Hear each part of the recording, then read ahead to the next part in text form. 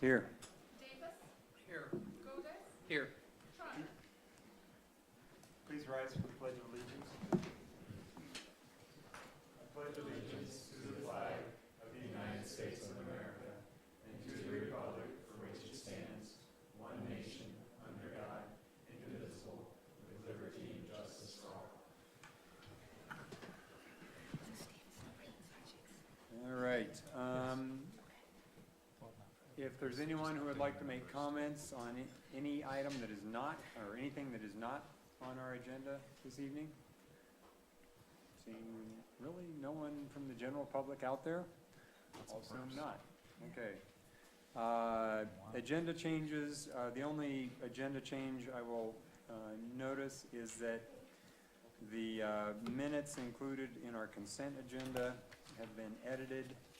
There is a, that would be the minutes for the meeting of September 7th. There was a reference to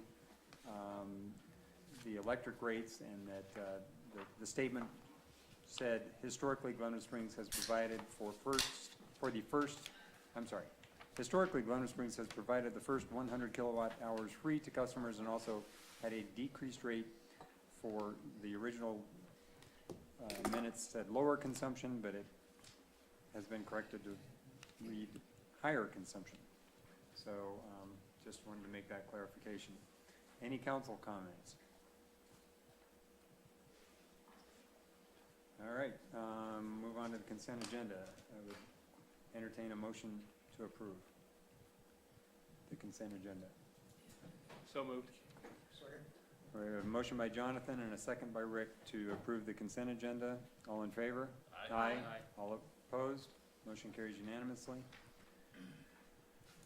All right, resolution 2017-41, a resolution of the City Council of the City of Glenwood Springs, Colorado, approving the Confluence redevelopment plan. I believe this is an opportunity for us to hear from Mr. Clark Anderson, I think.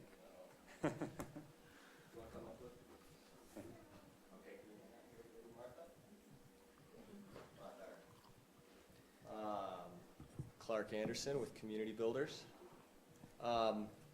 My understanding is that you guys, for tonight, we've covered the plan before, and just wanted a quick overview again to decide whether you guys are ready to proceed and adopt the plan. Is that right? Great. Well, we haven't made any changes since since presenting this to you a couple weeks ago. Let me get this thing on view. Right view here. Come on, buddy. Boom. Okay. So, as you all know, you're heading into the area-wide planning work. That's a really exciting opportunity to tie together the work in the Confluence area with the work that's been done on 6th and 7th Streets.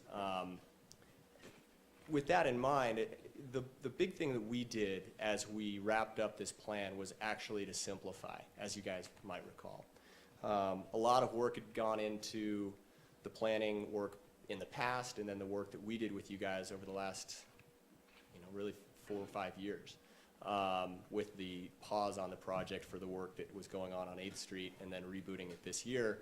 And what I mean by simplifying is, while we've got a lot of really good detailed site level planning that I think we can use and go back to as part of the area-wide planning work, those really serve as good studies now. And what we tried to provide instead at the end was a pretty good framework in terms of infrastructure and land uses and how those play together as you guys move into the area-wide planning grant. As a result of the community engagement, several specific goals were identified, and the framework that we came up with you all, really every move in here intended to be in service to those goals. Again, I don't know that it's important to go back into the specifics of each one of these. The way we approached it was to look at each of these as sort of sub-districts within the larger district, recognizing each one had a role to play. At the end of the day, making this area work, I think, is going to be a matter of making sure that each piece does work with the other area. And at this point, I think it's actually now how they do interface with 6th and 7th Street. 7th Street in particular, as I mentioned when we presented this before, is just critically important to making this work because it is not, even though the confluence is adjacent to the downtown, it's not as connected, it's not as easy to get there as we might want. And so creating the gravity down to the river via 7th Street is going to be critical. 8th Street has an important role to play there as well. So in both cases, treating those as streets is going to be critical. And 7th Street, we're already well on the way. 8th Street, I think as we go into what happens to 8th in the future, after the bridge construction, that's going to be fundamentally important to how this does or doesn't work, because the interface between 8th Street and the rest of this area and making sure 8th is a street and not a road is critically important. Near term, you guys have the Vogler Park area.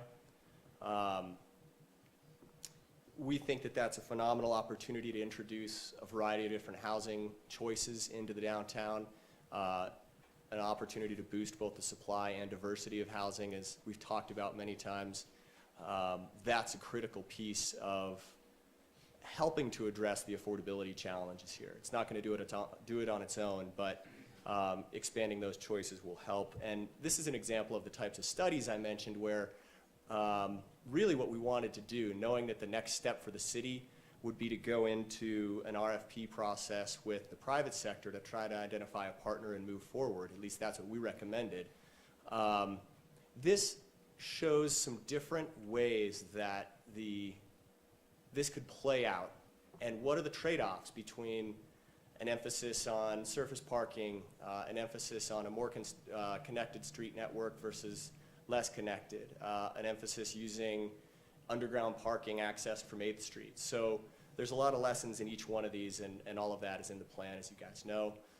We also look at the interface between that site and 8th Street as being really important. The riverfront, I think, is the area that still needs the most attention in terms of what that looks like. And the city, I think, really has some choices to make in terms of how you blend together the public's desire for a true public realm space that is, access to the river and a place to be on the river with,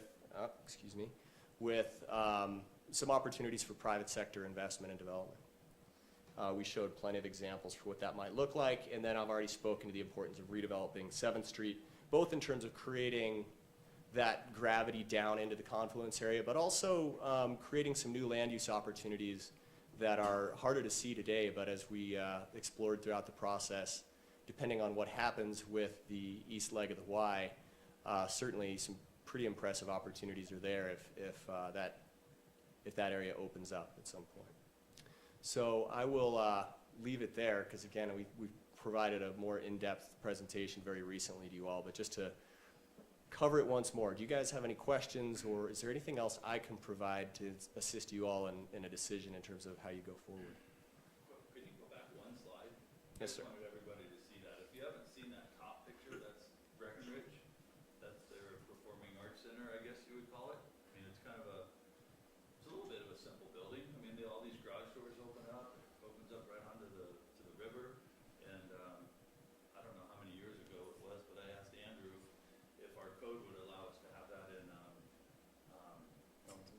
Veltus Park, and he said it actually would. And I was like, well, that's a heck of an idea to have more downtown vibrancy, and/or on this shelf or somewhere downtown on the riverfront. Because when there's an event going on there and it flows out into that park on the river, it's a pretty special place to be. So I just wanted to comment with new council members up here that has actually been discussed, at least with myself and Andrew, in the back a few years. But anyway, that's something interesting for down there in that area. And I guess our code allows us to have those in our parks. So keep that in mind. Yeah. All right, thanks, Clark. Anyone else have any questions for Clark? You're waving at her, not me, aren't you? Yeah. All right. Thanks, Clark. Thanks, Yeah, guys. good job on this. Yeah, Thanks, guys. I'm just gonna shut her down. Hey, Clark, real quick, what's the difference between a street and a road in your guys' opinion? I mean, I think I get it, just by looking at the picture that you showed when you were discussing this. Right. Is there a So a definition road, of the two? this is the really important difference is context. And a road is auto-oriented transportation infrastructure that's, you know, typically outside of a core part of a city or a town. As you get into cities, especially, or towns, where you're in places that feels like a neighborhood, you're on streets, and streets have, there's quite a lot of different characteristics that differentiate them from roads, but the most important thing is that streets, they're more connected. Roads tend to feel more like an arterial, or even South Glenwood. You know, that's acting as a road for us right now, Highway 82 through South Glenwood. Highway 6 right now, that's a road, that's not a street. I mean, even Colorado, Pitkin, 8th, 9th, 7th, those are streets. And the biggest difference is streets are places for people as well. So there's a much better interface in terms of the transportation system and network and the public realm and then the private sector realm.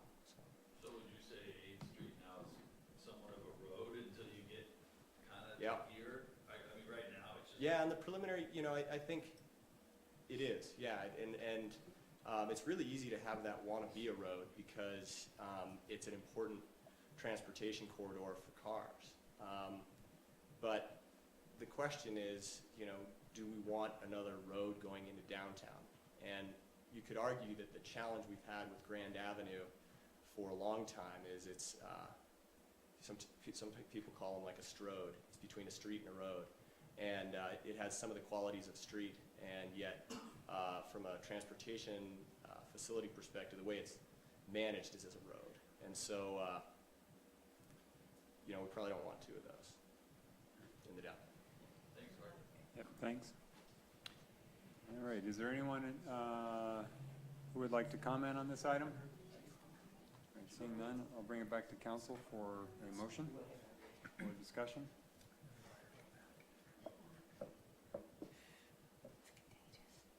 Anyone? Anyone? Bueller? Oh, Shelley. I'll go ahead. I was gonna let some of you council members maybe do a motion, but I'd just like to say I think this is a really great plan that's been put together. There's a lot of thought. There's been a lot of detail and planning put into it, obviously. It gives us a good framework to move forward without being super specific on what's gonna be in each section.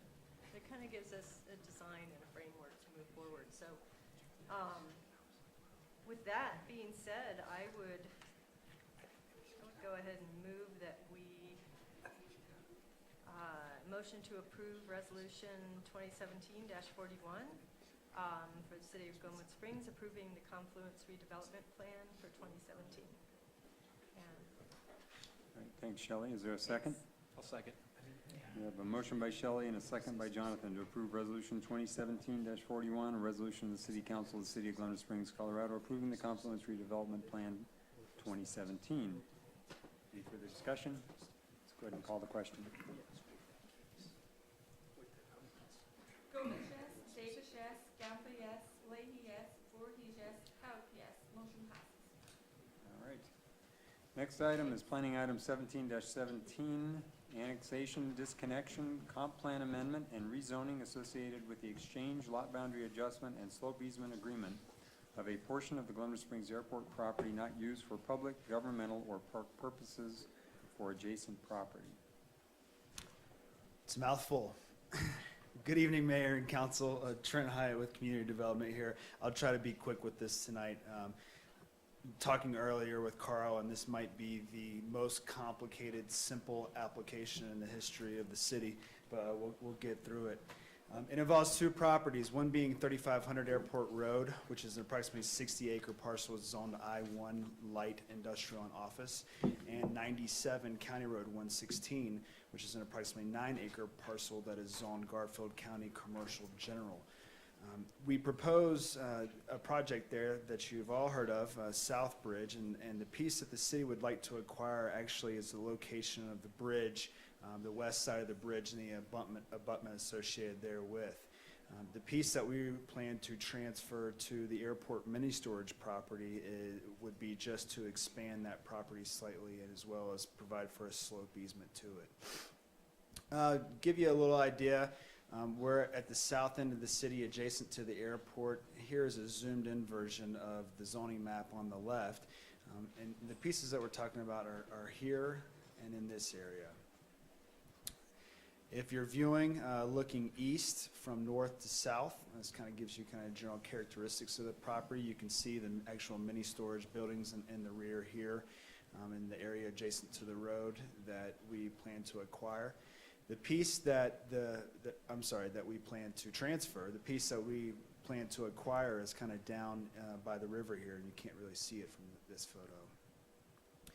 But this is basically all associated with a lot boundary adjustment, which is generally an administrative process.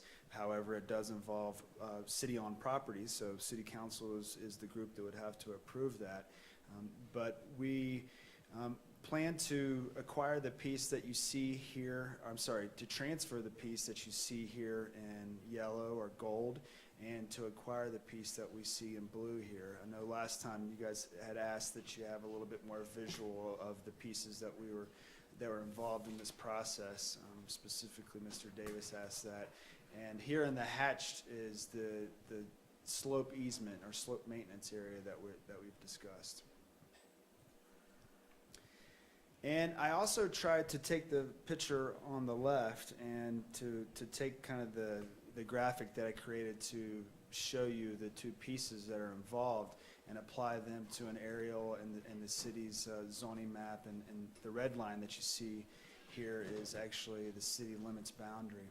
And so if we're looking and rotated 90 degrees, this is how they look on the zoning map, north to south. This transfer does not conflict with current airport operations. All of the pieces that are associated with this are located to the east of Airport Center Road, and it would allow for that bridge construction. Another question you asked during the conceptual review was, are we certain that this would allow for the construction of the South Bridge? And while we're only at 30% drawings with this, Jacobs was able to take the legal descriptions of the pieces that are associated and apply the current bridge plans to it, and it shows it clearly that the bridge and the abutments are going to be either on city-owned property already here or on the piece that we're going to acquire from Airport Mini Storage. We didn't receive any comments from the Airport Commission. That was another one of your concerns, is whether if they had any conflicts. This was presented to them by Tanya Allen, and they did not report back with any concerns. We did have some minor comments from staff, but this was just related to the direction of some bearings and distances that are associated with the legal description, so nothing major there. And again, generally an annexation is kind of a big process that involves either a petition for annexation or an election by folks in the city. However, since this will be municipally owned property, it can be annexed simply by ordinance by council. The disconnection's the same way. We can disconnect this property simply by noticing applicable properties adjacent to this, as well as the county, which we have done. And we've been working with them all along in this process to try to make it as seamless as we can in transferring these two pieces. So you also might have noticed that the piece that we plan to acquire is slightly different than the piece that we are going to annex. If we look here at the darker hatched area, this was actually intended to be previously annexed by the city, but again, with an error in the surveying and a wrong bearing, it was not included in the city's annexation at the time.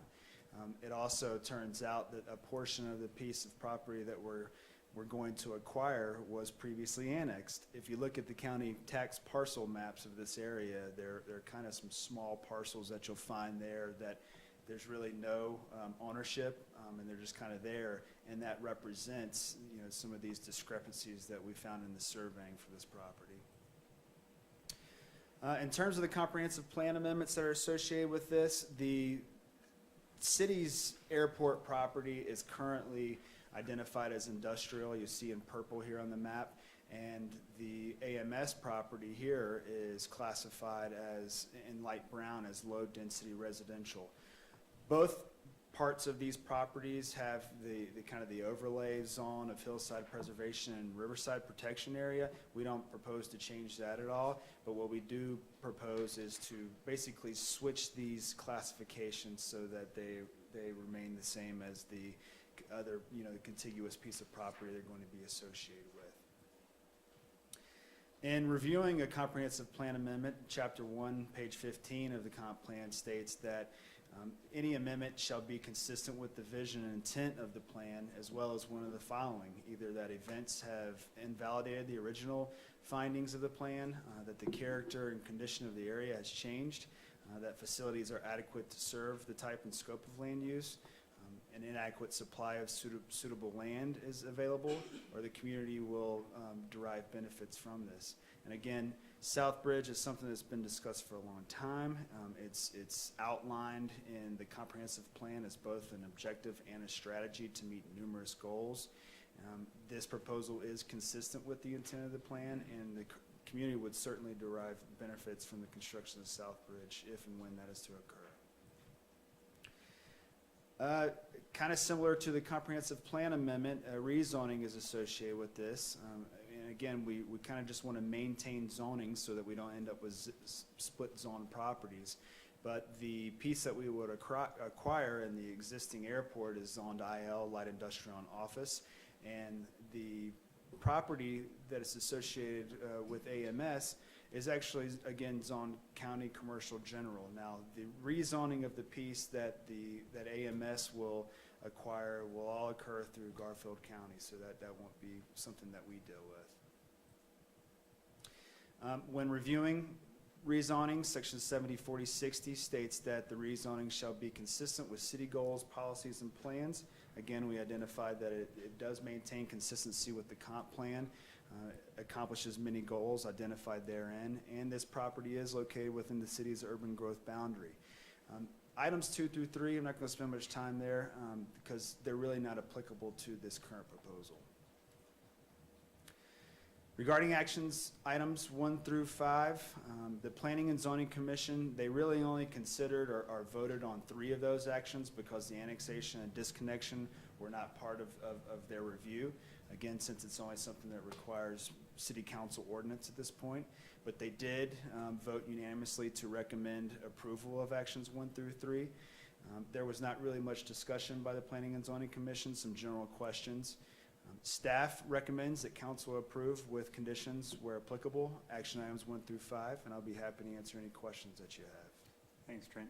Any questions for Trent? All right, thanks. Oh, Shelley? Can you go back like 7 slides? Tell me when. That one. That one. So is that was my question, that little triangle that's in the red? And the circle in the right-hand picture? Is that piece you talked about that, I mean, who owns that? And Correct. the little triangle you talked about that'll be part of the annexation?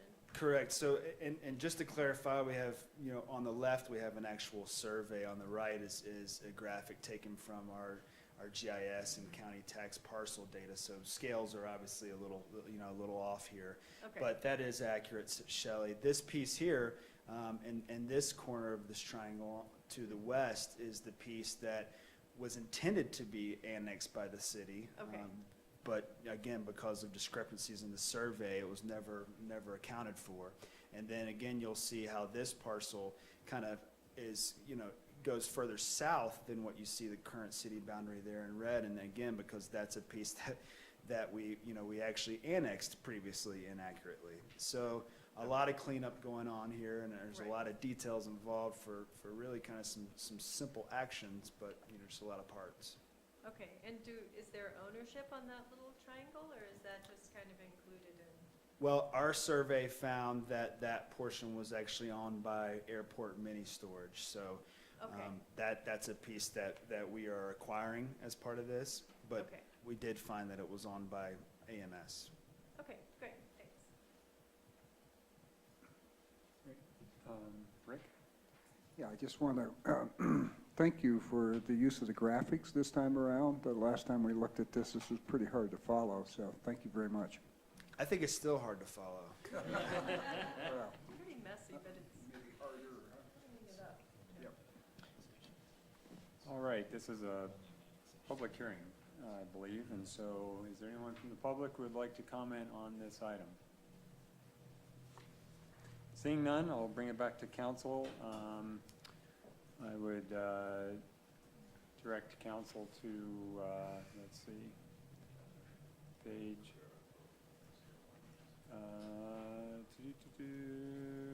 action item 1 is identified on page 2 of our packet, I believe is, we have five action items. You do have 5 total action items. As to the final 2, unless you guys are really objecting to them, you're gonna see those as ordinances at the next meeting. You just take action on 4 and 5. You could if you want to, you're gonna take action on them again in ordinance form. Just so, I'm just giving you a forewarning that you're gonna see them again. We probably could have included the ordinances this time around, but this is a complicated enough, simple application, we figured we'd just do it this way and then we'll run the ordinances next couple of meetings. Do you want, just the knowledge of every. Yeah, that everybody is in where it's at? support, yeah, that would be helpful.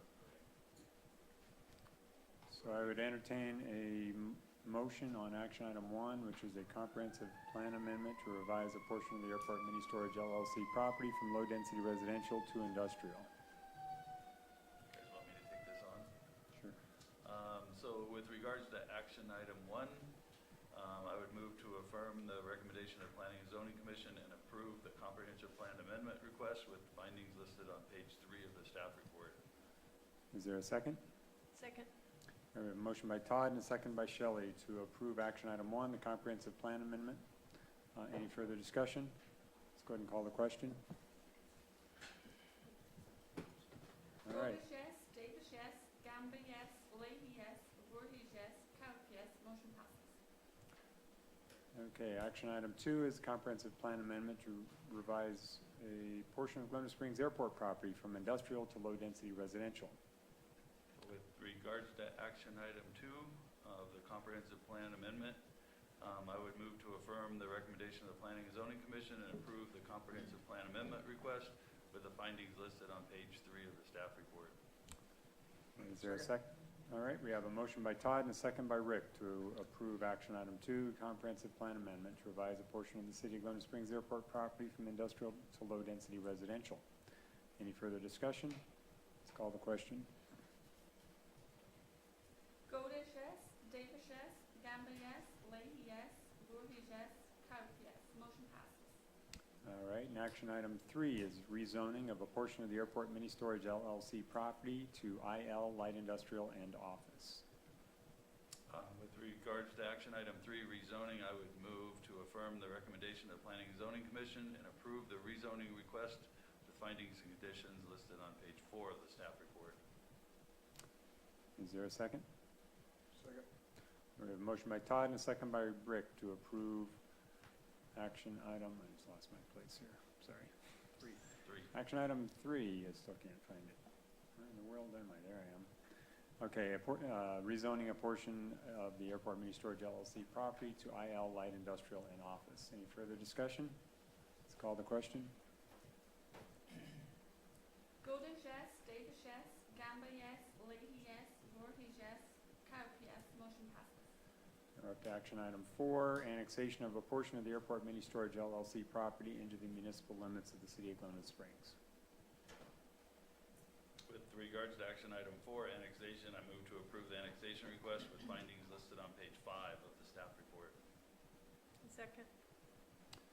A motion by Todd and a second by Shelley to approve action item 4, annexation of a portion of the Airport Mini Storage LLC property into the municipal limits of the City of Glen Springs. Any further discussion? Let's call the question. Golds, yes.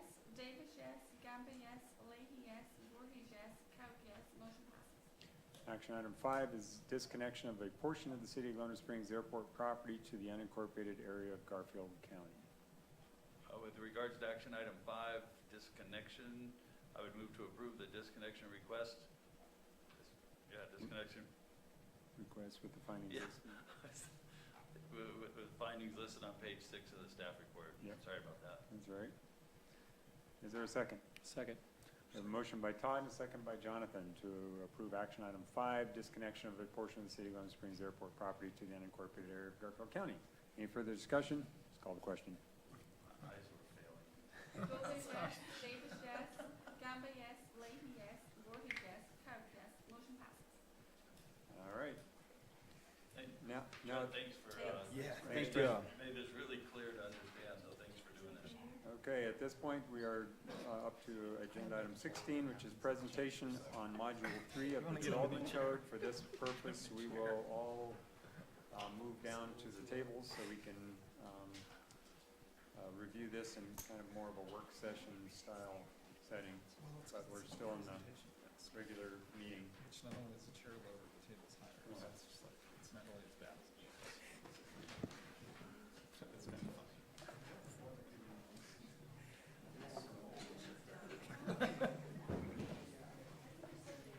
Good to see you.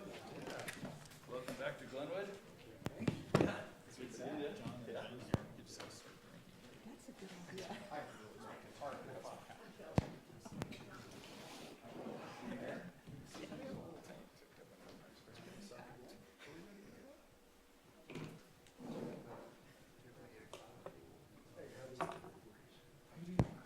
think most of them have other things to do too as well.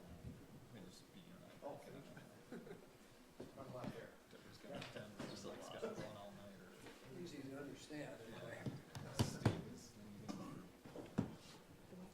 Steve's leaving.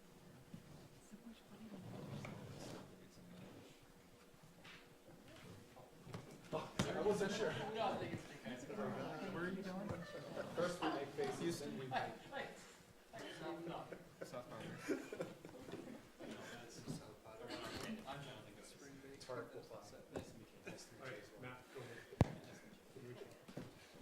Yours is the ginger on the thong, right?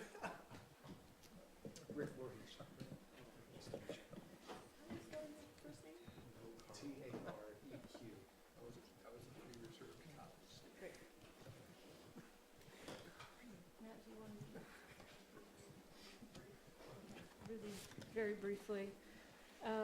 Matt Goebel and Tarek Wafai from our consultant Clarion and Associates are here tonight to give you all a summary of the third and final module in our efforts to redraft our development code. This module includes all of the design-related standards that are in our code, but it also includes the sign code, the off-street parking code, and also historic preservation. Just as a reminder, most of you have had the opportunities to review Module 1, which is the review procedures, and Module 2, which is all the land use and zoning-related sections of our code. We have received several comments regarding these two modules, but it's important to note that they have not yet been incorporated or consolidated into the two modules that are available both in your Dropbox and then on the dedicated website for this project. All of the comments are going to be reviewed and addressed, and then Clarion is going to issue a final draft for a consolidated draft for everybody's review. So we have a fairly aggressive adoption schedule through the end of this year, and I'm going to let Clarion, that's part of one of their PowerPoint slides, so we can review that when we're ready. But I will, Matt, go ahead and take it away. Great, thanks, Kristen. Mayor, council members, good to see you again. Thank you for the opportunity to come back. We're excited to be here. This is a lot of interesting stuff, and in some ways this is the most kind of fun part of the zoning code, so a lot to get through. We have a lot of material. This is actually the same presentation we did for the project advisory group earlier today. We had the ability with more time to delve into more topics with them. We're going to try to go at a higher level and just kind of zero in on a few topics that we think might be most interesting to you all. We're going to cover everything, but some of it might be kind of a lightning round fashion. So are these the same slides you gave? These are the same slides, yeah. And we're also going to put this this presentation up on the project website so people can see this overall summary.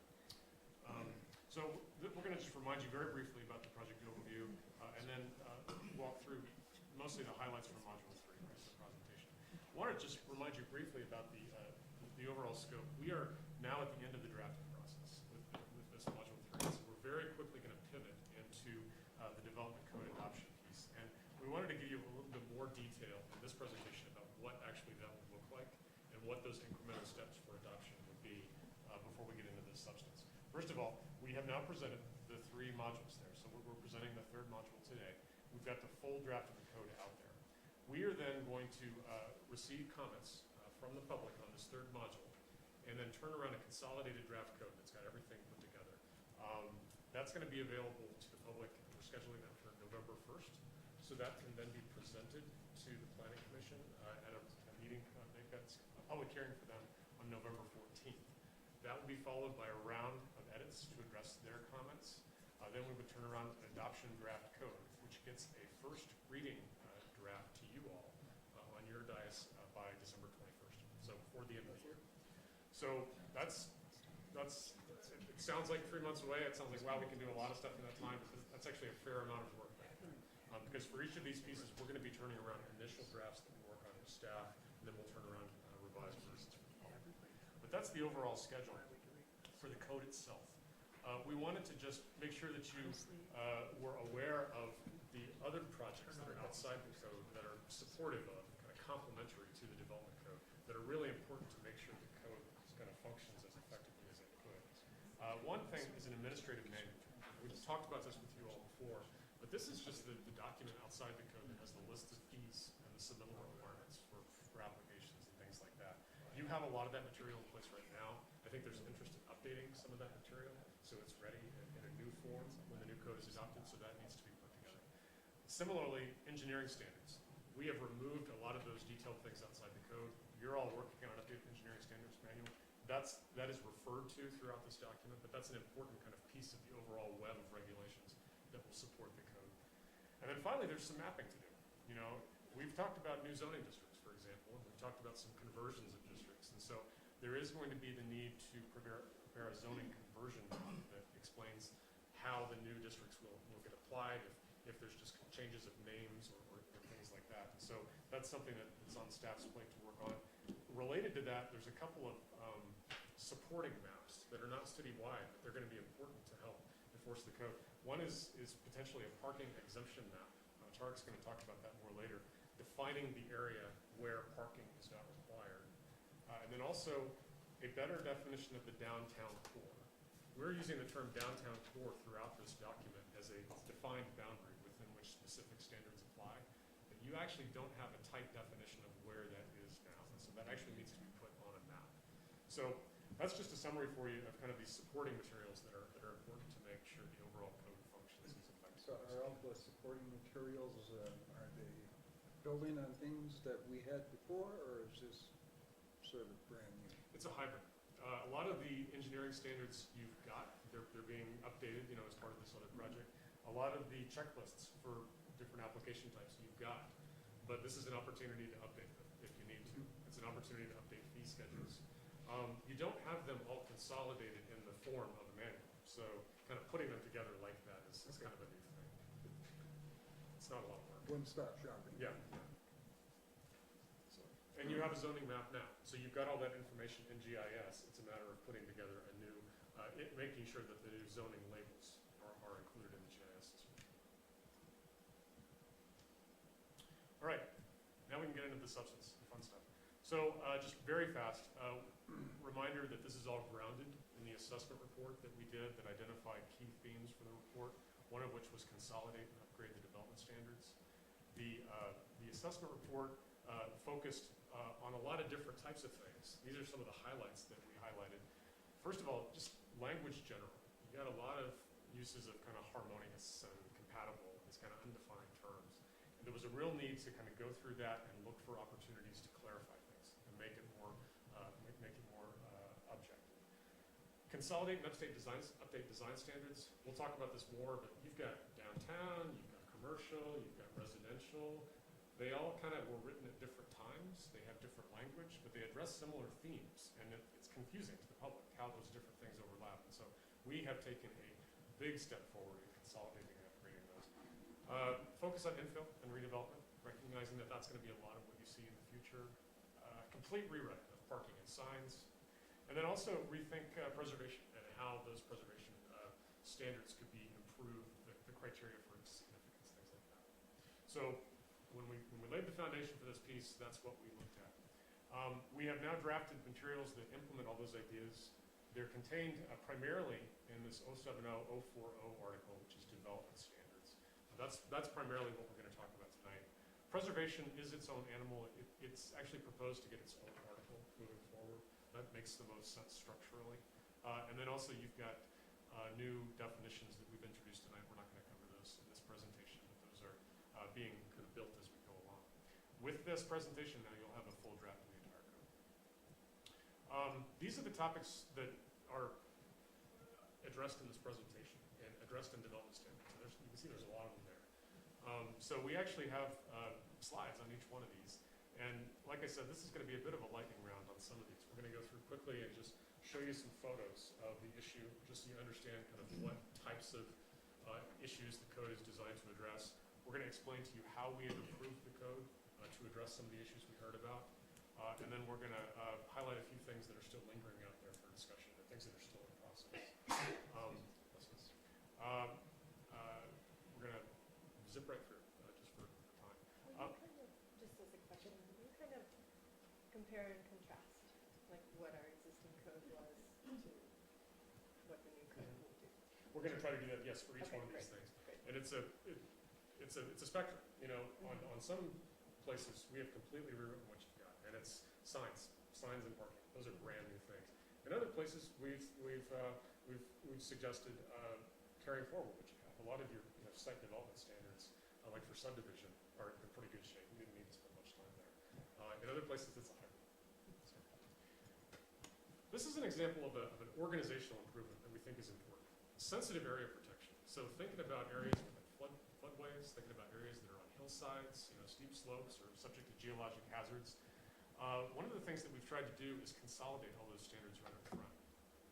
I'm going to go back real fast and just explain the organization of these. It's kind of from the ground up. So it's first of all thinking about how you organize the site, how you protect the sensitive site features, then how you start to lay out key kind of circulation patterns and where you set aside open space. Then you go vertical with building design standards, and then you look at site improvements, things like landscaping and signs, etc. So that's the overall organization. But one of the first things that a developer should be thinking about, when they're doing a project is the site sensitive? Do I need to protect certain resources on the site? And these standards are really fragmented in y'all's current code. It's hard to get a sense of merit. I know that I've seen this before. We have a hillside preservation overlay zone district today, and there might be a 10-acre lot. 2 of those 10 acres are perfectly flat developable land. The other 8 acres are goat country. But we treat the entire, because of that, we treat the entire lot as if it's a sensitive area, whereas if someone just was to develop in the 2 acres, it really isn't.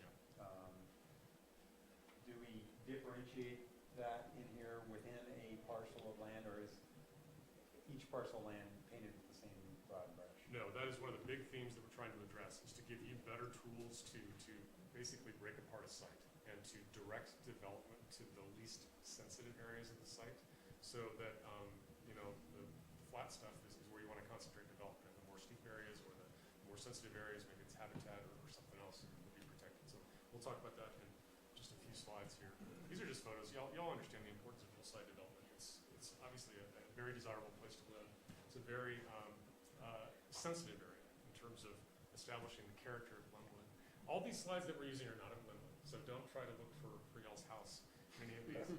We just wanted to give you a sense of the idea, of the concept, and not focus on specific areas. It's not just hillsides, it's also water areas, thinking about, the potential for flooding, making sure that resources and infrastructure are not put in harm's way from, flooding or hazard activities. Thinking about setbacks from waterways, things like that. We think that this whole set of sensitive area things should be looked at holistically. When you're looking at a new site, you shouldn't have to just fragment your thinking about each one of these different types of standards. You should think about it holistically. So we've put them all together in this new section called sensitive area protection right up front. Again, your current code, these are fragmented. These are separated out in different parts of the code. And there's few incentives to encourage high quality development in we've got this new organization where we have general provisions right up front. And that's where we talk generally about all sensitive areas. And we introduce a couple of new concepts called limits of disturbance, and we've also got some clustering standards.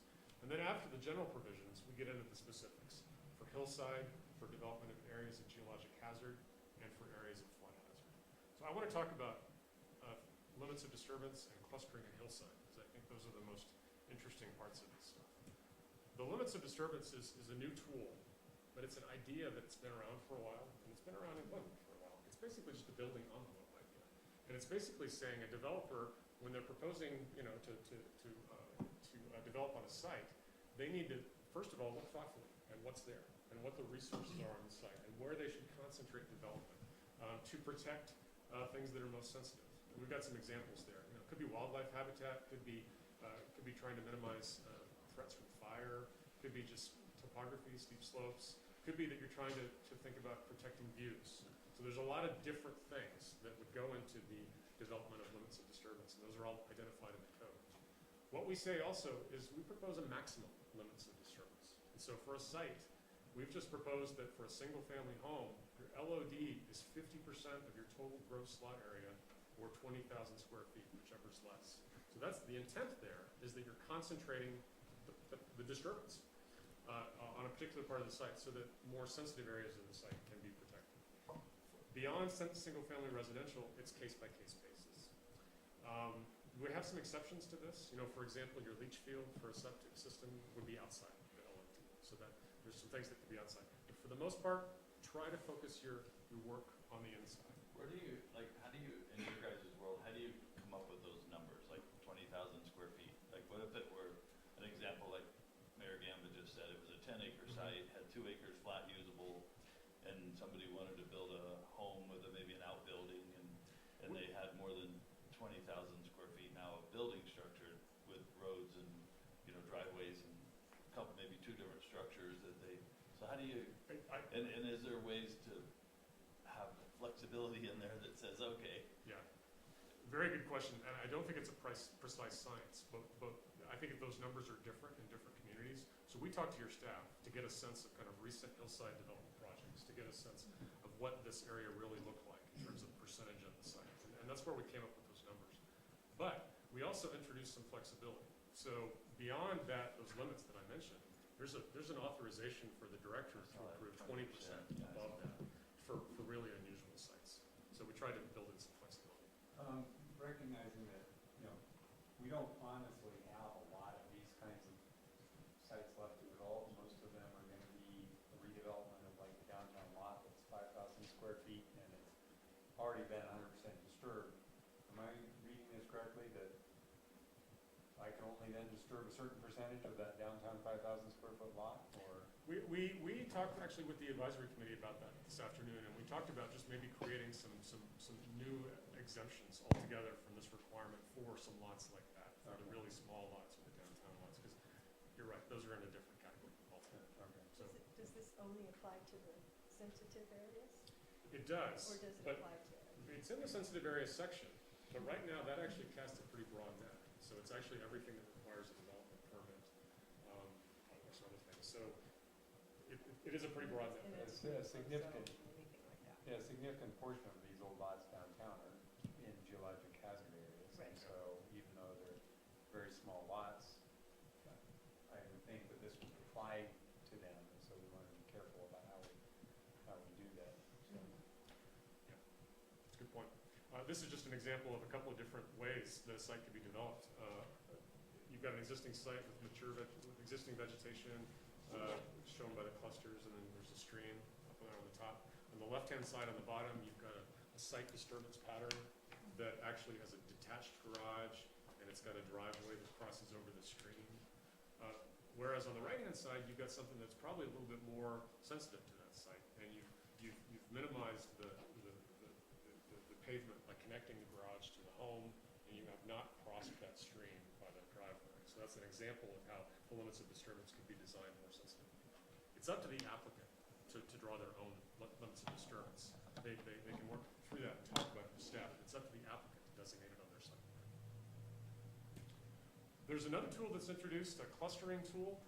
Again, this idea of trying to direct development to least sensitive areas towards the, directed away from the most sensitive areas.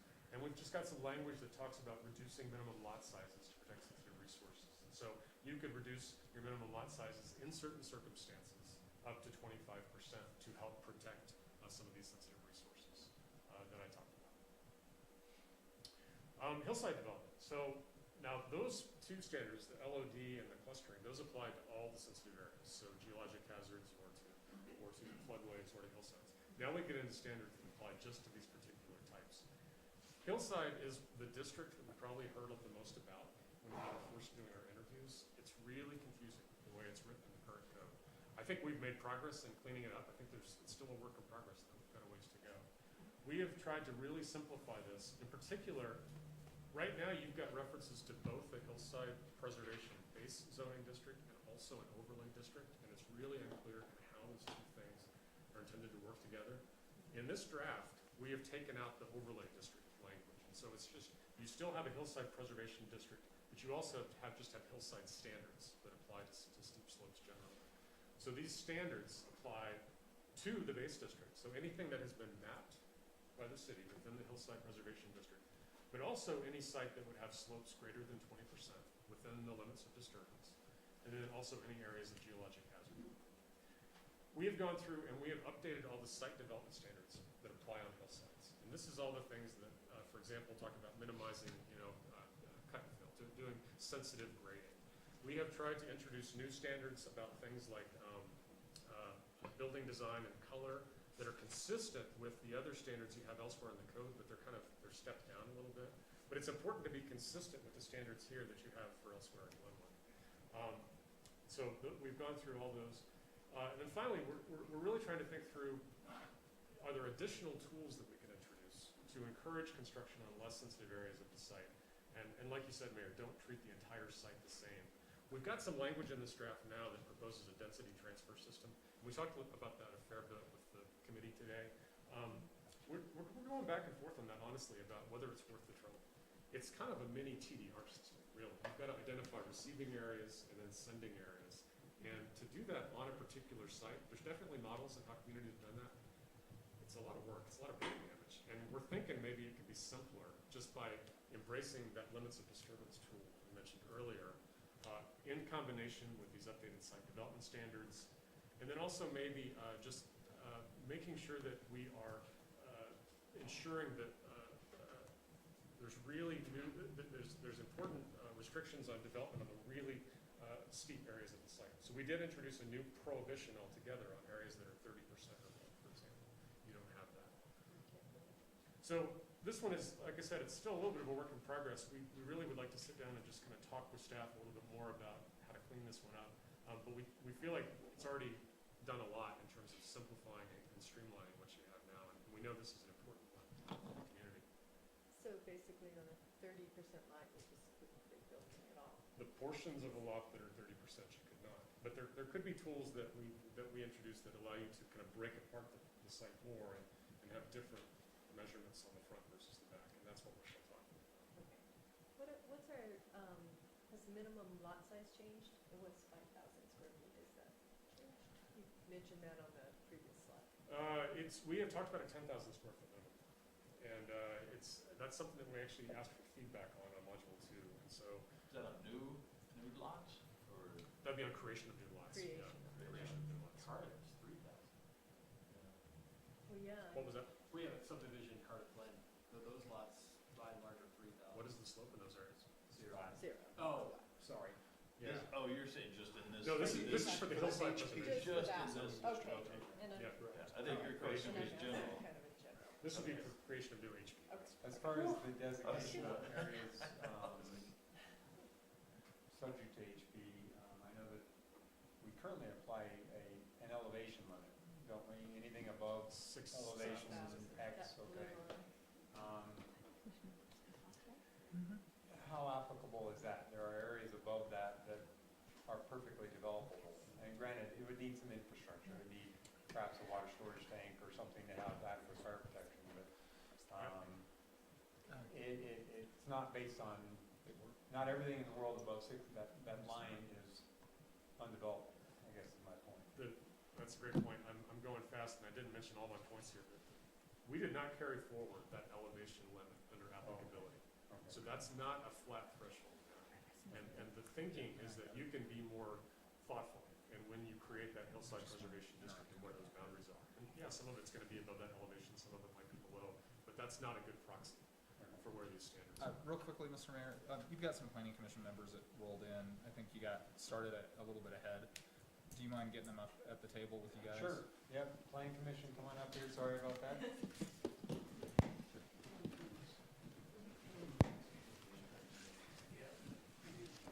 Hey, guys.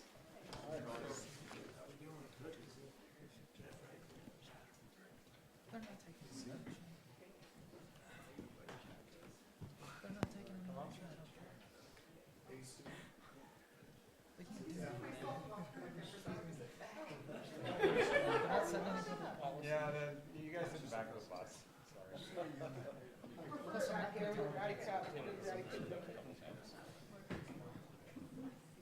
And I should mention that Tim is on our advisory committee, so he was part of these conversations that I mentioned earlier. I was hoping to hear more what your thoughts were as I process my comments, so. And I was telling them earlier, we have just an hour for the overall presentation, so we're going, we have to go a little bit more quickly than we did this morning. We had good conversations, if you will. So now we're gonna move through some other topics a little bit more quickly. So the sensitive area piece is important. And I think we've made a lot of improvements there, but we've got some more work to do. The next section in this chapter, this article is site development improvement standards. And this gets at the sexy stuff like how you prepare the site, you know, how does the drainage system, get designed? How do you ensure that erosion control is addressed during the construction process and onward? Thinking about the physical improvements, the actual construction of the roadways and the dedications of open space, things like that. So that's what this material covers. This is in your subdivision article in your current code. And structurally, we're proposing a change. We're putting it in these development standards because a lot of these standards apply not just to subdivision, but also to redevelopment. So they may apply on an individual lot. And so structurally, we move these forward. The intent was not to rewrite a lot of these things. We have not tried to change the substance. This is a piece of the code that's actually in pretty good shape. And so kind of that structural shift is one of the biggest changes. We have taken out a lot of details because, first of all, you're writing your separate engineering standards manual, and that's the appropriate location for a lot of these detailed things. You've got things in your development code that you shouldn't have there now. You need to be able to update those standards on a regular basis without having to go through the formal code amendments. And so we have shortened a lot of this material actually by taking out a lot of those detailed standards. And we're working with your engineer on that process to ensure that all the things that were taken out are addressed. So that structural change, does that kind of broaden the applicability? It ensures that all redevelopment projects are potentially subject to these standards. If you're probably not going to be creating new lots, as part of a redevelopment project. And so not all of these would apply, but you would have to comply with, say, the erosion and sediment control standards that are there. And our understanding is that that's current practice. You're applying those already to those types of projects. You're applying some of those dedication requirements to things that are not subdivisions now as well.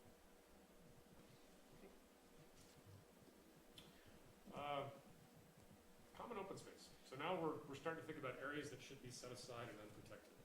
Now, I talked on this prior slide about improvements and dedications. And you do have a public dedication of parkland, but there's also language in your current code that talks about just setting aside open areas for use of the people on the site, people who live on the site or people that work there. This is a residential development that's got some open green areas set aside. This is a play area that's been set aside for these folks. You've got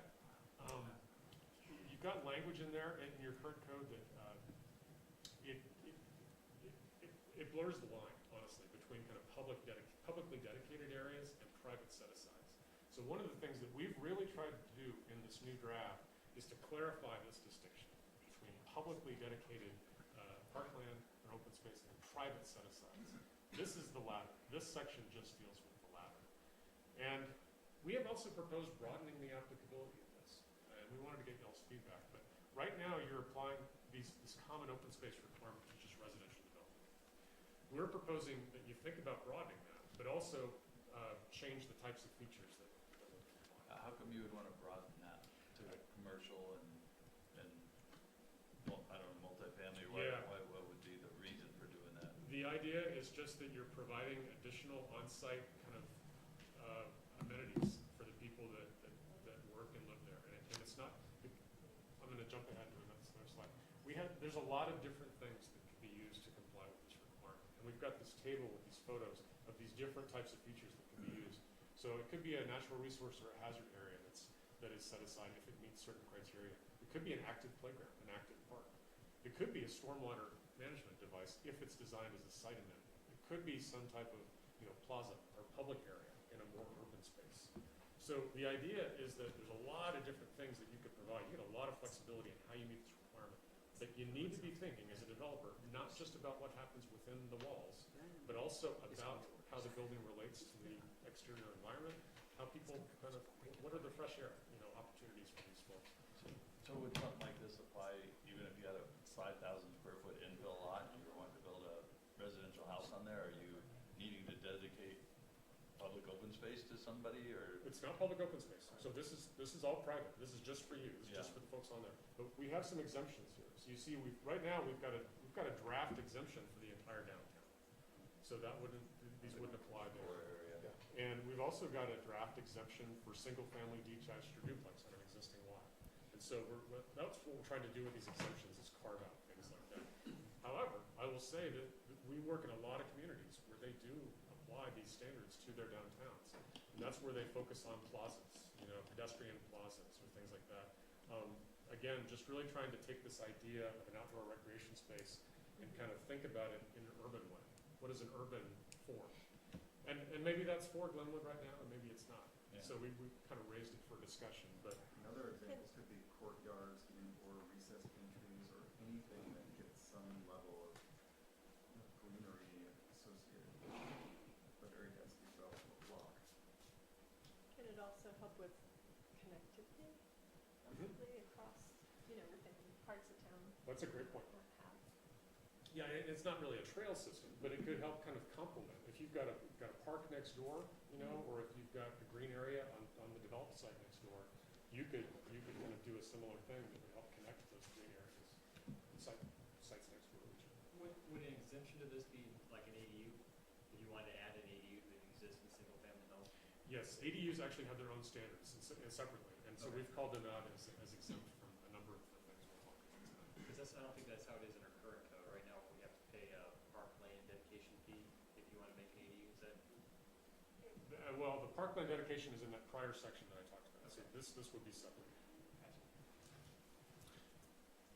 So there's actually two kind of flags for you on this common open space that we wanted to raise. One is just, this issue of what does it apply to? Is it residential versus non-residential? The other is kind of what is the calculation? How do you apply it? And we've got a couple of options here. One is your existing methodology, which is it's residential and it's 200 square feet per dwelling unit or lot created for residential use. That is an approach. It's pretty simple to calculate. It's a relatively small number, based on the other communities that we work in. Another approach, and a little bit more fine-grained way to do this, is to have different thresholds, different percentages for different types of uses. So we've got a table down here. So for residential uses, for example, if you were in the downtown, it would be 10%, all other districts 20%. This is if the downtown actually applies, you would have that column. Commercial uses would be 5%, 10% elsewhere. This kind of staggered approach is pretty common in a lot of communities that we've worked in. It's not universal. There are many communities that still have just the residential approach that you all have. Your staff actually put together some numbers, and we don't have to go through these now, but it's actually a really helpful example or listing of recent projects in Glenwood and what their site area is and what their common open space requirement is under the current code versus what it would be under the new option. And sometimes it goes up and sometimes it goes down. But for the commercial and the non-residential stuff, it's always going to go up because they would now have a new standard. So does a common open space have to be a green space? No, it can be paved as long as it meets certain standards that are back there. I don't think I have the paved example up in this, but in the code, we do have an example of a pedestrian plaza. In that table on your next slide where you do refer to downtown, is that going back to the downtown core? And then isn't that already an exemption? Because much of our downtown core are zero lot line buildings, and there's not really, I mean, take Steve Davis's building, for example, you know, redevelop that within the walls of the existing building. If we were to require this, you would have to tear down one of the walls and create some space outside for something. Which No, is- well, actually, some communities would allow like a rooftop deck to count for something like that. And that's often done in a But Mayor, we have the downtown in there just to show what it would look like if you had different standards for different areas. If we did have a flat downtown exemption, that column would go away. I know we're under a little bit of a time crunch. Do you just want to move through your whole presentation, or do you want comments along the way? We wanted to really focus on a few things with you, and one was the sensitive area stuff, which we've done, and one is this one. So we could pause here for a minute. Yeah, I'm personally not, I just don't want to put any more burden on top of what we already have. I mean, the 200 square foot for residential units, I think that's good. I mean, that works because you got areas where kids need to go out, dogs need to go out. I mean, you need some open space, I think, with the residential. I kind of like where we have it. And just the more, I mean, I guess I was looking for, if anything, relief, not added requirements to this code. So, you know, for commercial, I like where it is, where we right now don't have any. So I guess in my opinion, I would just leave our existing code where it is for right now. And let's see what happens, because it's already expensive and hard to get projects to pencil out up here. And any extra burden that you put on people just makes it that much tougher. So again, I don't know when you want these comments, and if this isn't the appropriate time, I'll just sit here and listen, and I'll write them down, and we'll do it later, but.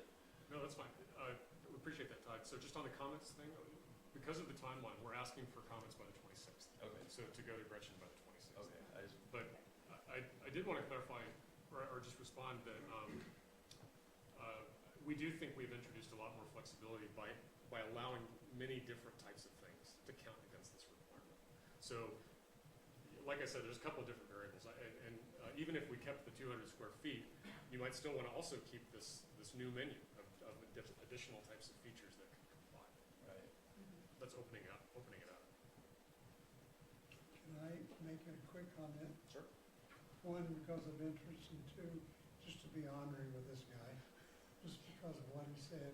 I appreciate all the extra costs and minimizing the cost for downtown development. I appreciate what you said. But on the other hand, we don't want to see it all just concrete and brick. There need to be some open spaces there. So how do we get the funding for that? How do we contribute to that is the thing I hope we can work on. Not just cram some regulation on each development without some kind of a plan. Well, each development is required to pay some form of parkland dedication fee, and regardless of whether they put anything on their site or not. Yeah. So, you know, that would remain, I assume. And so, that opportunity exists. I think there's places where this common open space is applicable, and I think there's other places where it is just a burden. And I would, I guess, go to the point of saying that if we are going to require more of this common open space, then we should be looking at some kind of exchange for the parkland dedication. In other words, an offset of saying, okay, if we're going to require you to do this extra on your property, then we're not going to require you to pay $5,000 toward parkland dedication. I don't know. Yeah, I like the idea of having something like that in there, because it does speak to the quality of development that we can get downtown or anywhere in town. And I think it's important to give people opportunities to connect outside and if there are alternative options to either go off-site or do a payment in lieu, that's great. But when we have in the code too, what it serves to do is give example and suggestion to the type of quality that you're looking for in development for a developer who may not know about that, may not be aware of the importance of it, but, you know, when it's in there with some flexibility, I think you're creating opportunities and maybe broadening that horizon and adding that. Like, you know, putting a rooftop deck, not ruin the project, prevent it from happening. You know, and So I- it adds quality to that project. Well, that's, you know, that's I think it's, an example of a place where it worked. I could also see a lot of situations. I strongly feel that there should be an exemption for downtown. well, they've got, I think it's in they've there. got Yeah, options on there, Yeah, that's in there. you know, either going off-site or doing. I'm remembering that this is a distinction between the park dedication for public open space. This is private open space. So maybe we consider there being a clause wherein if you truly cannot do, private open space on your project, then instead of exempting the developer from the public open space dedication, we increase it because they can't do any on-site private open space. So not contributing private open space or any amenity in their immediate area, they should still be required to contribute to public open space. And one of the things we talked about this afternoon as well is these options up here, and I didn't mention those, but if you really can't do, if you're subject to this, but you really can't do or don't want to do your private open space, you can do it off-site, and there's an authorization for that. You can work with a different property owner or your own property somewhere else to provide that, or you can do it in lieu of payment. That structure is here as well. Right now in your current code, you've got this waiver language that just says, oh, you can seek a waiver from this, and you've got several of those kind of Easter eggs scattered throughout your code where you've got these open-ended waivers that they're kind of get-out-of-jail-free cards, and it's not predictable kind of when somebody might be allowed to just get out of the intent of that requirement. And so we've tried to give you a little bit more discipline in terms of here's the standard, and if you can't meet the letter of the law, here's some options, but you can't just walk away altogether. I think that's important to have predictability because, if developers or investors want to invest in Glenwood over the course of 5, 10, 15, 20 years, whether they're local or not, they should not be subjecting to the whims of current P&Z, current council, because it can change. And it's hard to, I think, develop a relationship long-term with somebody who wants to invest in the community who doesn't know what the next P&Z members or council might look like. So I like the ability to have flexibility, but also kind of a way forward. So just a little high-level comment here, because that's usually where I see things, is, we embarked on this mainly, I think, because Mike and I, our second day in council, came in and pushed for it, and we finally, 4 years later, got the votes to do this process. So, I would keep in mind the reason why we did this is to actually, one, clarify our code, get more certainty out of our code so everyone understands how it works and how it doesn't, to Jonathan's point. But I don't think, and I'm not saying this is what's happening, but I want to make sure all of my comments are going to be geared towards, I don't want to see any more burdens put on anybody that wants to try and do something in this town. I'm not trying to relieve them from doing a good project. I think I've said all along I'd like to see the level of quality at a high level. The town deserves that. But I don't think we embarked on this to add extra burdens or to add extra requirements to people, because we don't have a parkland dedication fee problem. We have a housing problem. We don't have a fee in lieu problem. We have a problem getting projects out of the ground because it's real expensive up here and things don't pencil out. So, to add extra burden during this process, to me, would defeat the whole reason why we did it.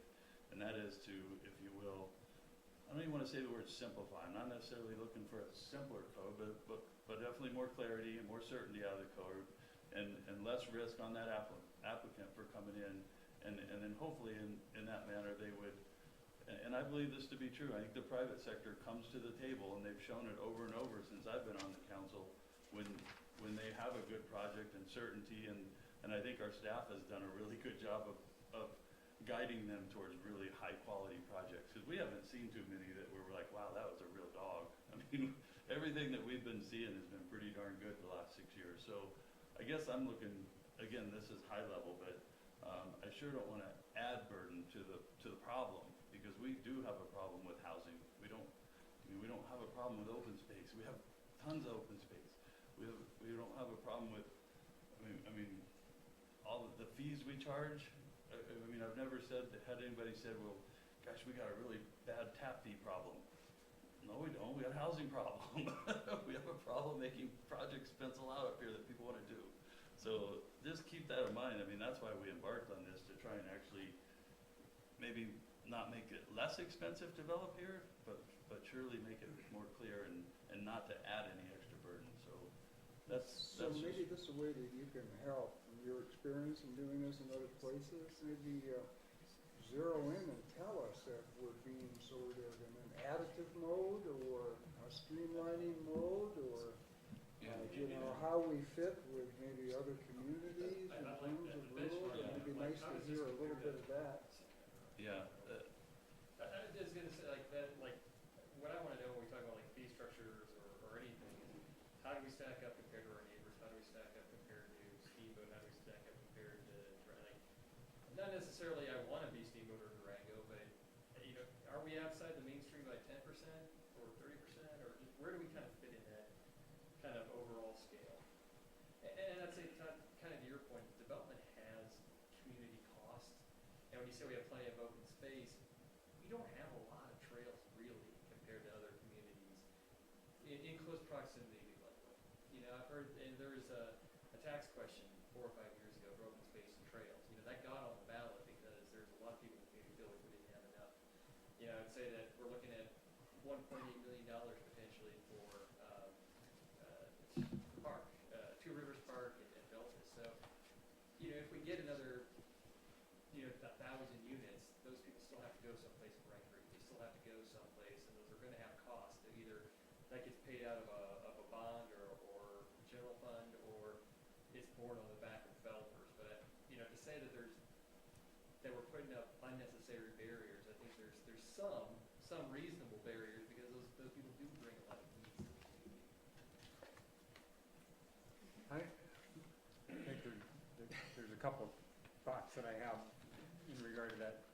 First, with respect to residential, if someone's going to come in and do a residential project, they're going to be paying a parkland dedication fee. So there is, whether our fee is the right amount or not, if it's too high, too low, that's another discussion. But we are already assessing a fee for parkland for residential units.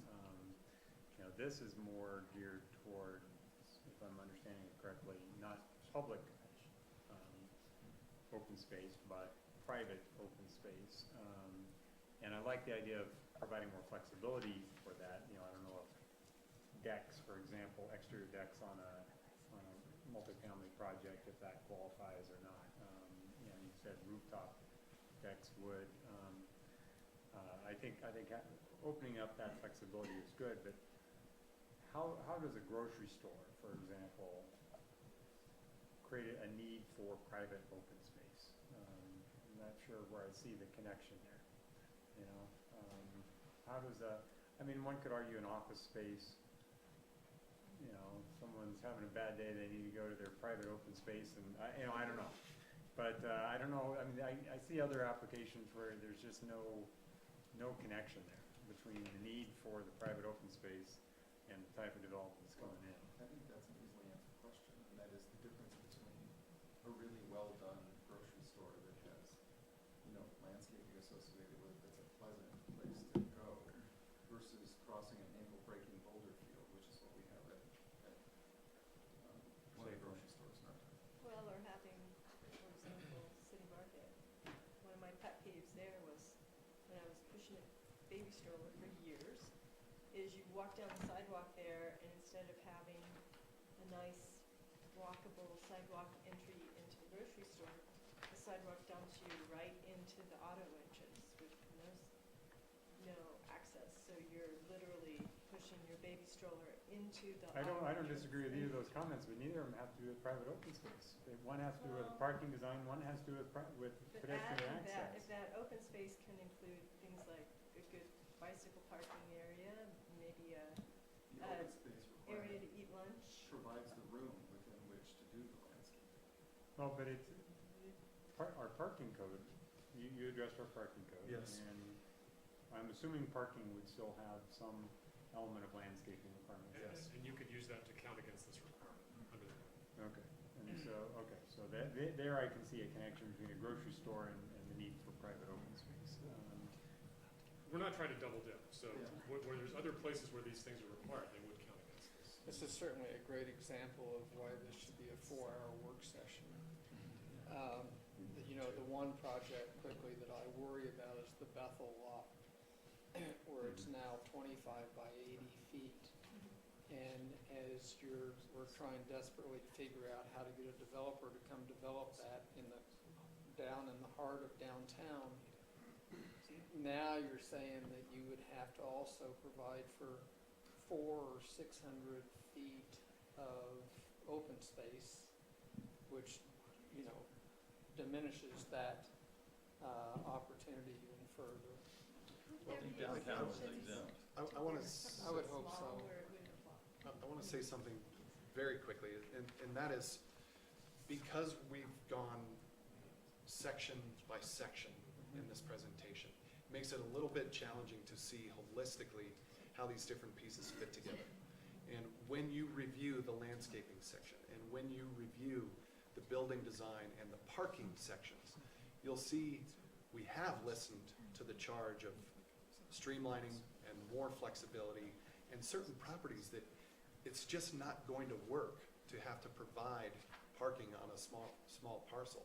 And so when you couple those things, if all of a sudden I'm not required to provide parking and I'm not required to provide the landscaping that would be required on a larger site, it does open the doors for a little more opportunity for creativity and compliance with some of the other standards. And Steve, I'd say, you know, so that specific point about the Bethel lot is, I think you'd be able to count the trash area. You might, Private open space. well, yeah, it's public. I mean, well, it's not private, but it's open space. But, you know, if that developer would be responsible for any of the improvements on the alley, you know, it could be considered plaza. And there's always fee in lieu of, so it's a couple grand to examine. I mean, I think there's, you know, not every downtown development has to have a good project. And that's exempt. I mean, I wish they all did, I mean, obviously. But we just want enough flexibility built in so that this staff can do that without it going necessarily to P and Z and then appealing to council and then, you know, trying to make sense out of some project. Well, and that they can make some trade-off decisions at the administrative level, yeah. Yeah, I'd love to see that at staff level, you know, be able to make those discretionary I agree with that. decisions. As many times as we can handle things as staff, the better. I mean, I mean, council's busy. A lot of this, we just don't really need to, it doesn't need to come to us. I mean, all the work that Trent did on this last one, I mean, maybe it did on this one because there was an annexation and land exchange, but, I mean, they're doing a great job. So much of this And can that's be why- handled at staff level. That's why we're here, and hopefully we'll get that out of it, because we'd really like for staff to be able to make logical decisions without having to kick it up. That's, I wanted to add a point to the flexibility and requirement in downtown, and as I understand it, sometimes requirements are for industry and commercial developments to provide open space for their employees, for the benefit of their employees. I don't necessarily think that the government should make that a requirement. It should be up to the, other than safety things, up to the property owner, developer. And on the other hand, if a developer would provide that, maybe there should be a way to get some credit for it. Yeah, I like that. I mean, the Bank of Colorado is a great example. I mean, they provided some beautiful open space around their bank. They didn't have, I don't even think they had to, but they found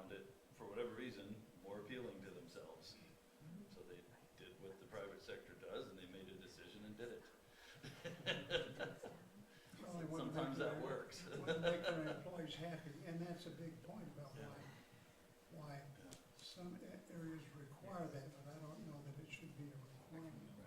We probably better keep moving too. I don't want to sit and spend the whole time on open space. Yeah, well, you're actually kind of just reminding us of how all these kind of topics weave together. And on your point about, staff should be doing most of this stuff, remember back when we did the administration piece of the code, the very first module that we presented, and we presented that minor site plan, the administrative site plan. Right. The staff is going to be looking at a lot of this stuff, and we raised the threshold for things.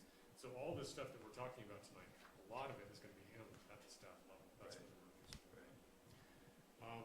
But I just wanted to reiterate that in response to Steve's comment, that the downtown is exempt. So this standard is really going to apply to like the redevelopment of, Grand Avenue and Savory or some of these other, parcels which are outside of their very, very small lots in the downtown areas. Yeah. Where a little bit of additional room to accommodate some, design features that will enhance what is an already beautiful community, I think is good. I just saw on that slide, it said downtown 5%, so that's what we're having. Yeah, we were illustrating what that would look like if you had staggered standards for different areas. Yeah. And like I said, a lot of communities do apply to the downtown, but we have drafted a downtown exemption, so. Zipping through really fast on landscaping, not even sure we can say too much about it. Yeah, that was good. Sorry, Trees, requirements for trees, requirements for bushes. And did we get the requirements to have the landscape right up next to the building? I think we have a variance for that that's already gone. Took that out, Oh, where you go. took out a lot of the We don't have landscaping to water our foundations. on top of retaining walls, things that just didn't make a lot of sense. Do we have anything in there for, like, native, low water leaf type landscaping? Not as a requirement. Where the water is. It's an encouragement, but it's not a requirement. I know this is a little bit off topic, but just to that point, keep in mind that we are in the business of selling water, and we have plenty of water. And we, as a city, our water department actually does better if we sell more water. I'm just putting it, fairly bluntly, but that's the fact. Without, it's kind of like with our wastewater treatment plant, we had to raise rates with the new wastewater plant 200% in order just to pay for the plant. If we had more customers, we wouldn't have had to have done that. So It might not always be that way. we have 20 CFS of water rights. It will likely kind of be that way to our full Yeah. build out. We have a lot of water rights, but we also have hydrocompacted soils, and there's no reason to encourage landscaping that takes a lot of water. Yeah, I mean, I think from your water attorney's perspective, I think it's just a balancing act of doing the right things in the right places, right? Like, a lot in downtown has been watered. There used to be a hayfield, Polo neighborhood. It was a polo field, watered forever. It doesn't matter what you plant there. What you put out there. Go across Midland Avenue, up the hillside, matters what you plant there.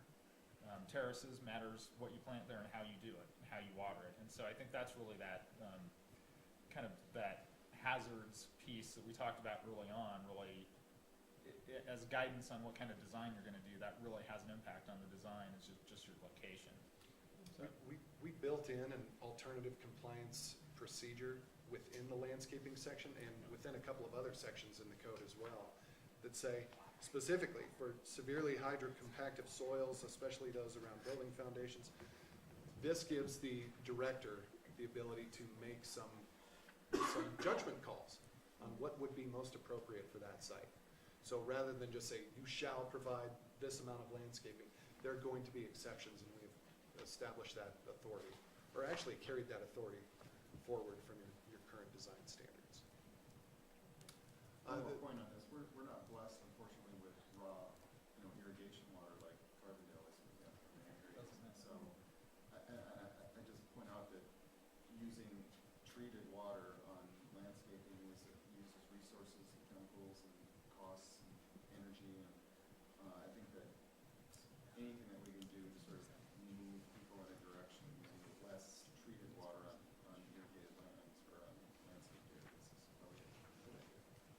Yeah, this conversation kind of strikes me more as a separate sustainability conversation that we can do wide versus building code. And maybe in the future, that sustainability plan, whether it be on-site solar panels or backyard meters or solar panels, water conservation, those kind of things would strike me as something that we do more comprehensively as a community. It might inform this at some point, but I don't know, I think we could get into full cycle conversations on conservation versus development, and go down the hole a little too much in this section. That's good. I think it's important. I mean, I think it's very, very important to have that conversation. I just don't know if this is where we should have it. I'll just go on the record and say I don't support requiring anyone to put in, xeriscape. I've seen good quality xeriscape plantings, I've seen horrible quality ones, I've seen good quality irrigated plantings, I've seen horrible ones. I think people should be able to plant what they want. If they want to put in, a lily pond with no liner and pay $100,000 water bill every month, that's great, If they want to put in cactus and it looks good, great. I don't really care what they put in, and I don't think we should be dictating to them what they put in. I think it's definitely true that it's harder to do a good xeriscape landscape than a good irrigation landscape. It's more of an art. Let's move on if we could. Talk about parking. You know what parking is. I don't need to show you a lot of pictures. There's a not so good one. There's a better one. Again, nothing in Glenwood here. Your current code, you've got a lot of parking standards that are built on number of employees and other things that are really difficult to track. I'm going to highlight just a couple of overhaul changes that we made that you'll see in the new draft.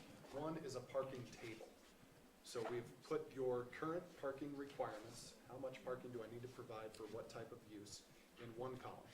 Next to that, we've provided a new proposed parking requirement for that use. That table mirrors the land uses that you saw on the table with the districts and uses chapter. So every use that was proposed now has a parking requirement, or it doesn't, but it's clearly stated in that new table. Ultimately, that table will go away, and that parking column will be added to the use table in Chapter 3, or Article 3. So that's one big change. Another big one is establishing a new parking alternative section by which you can reduce your parking requirements if you're located in close proximity to transit, if you're using a van pool or a carpool, if you're offering your shared parking, or there's off-site parking.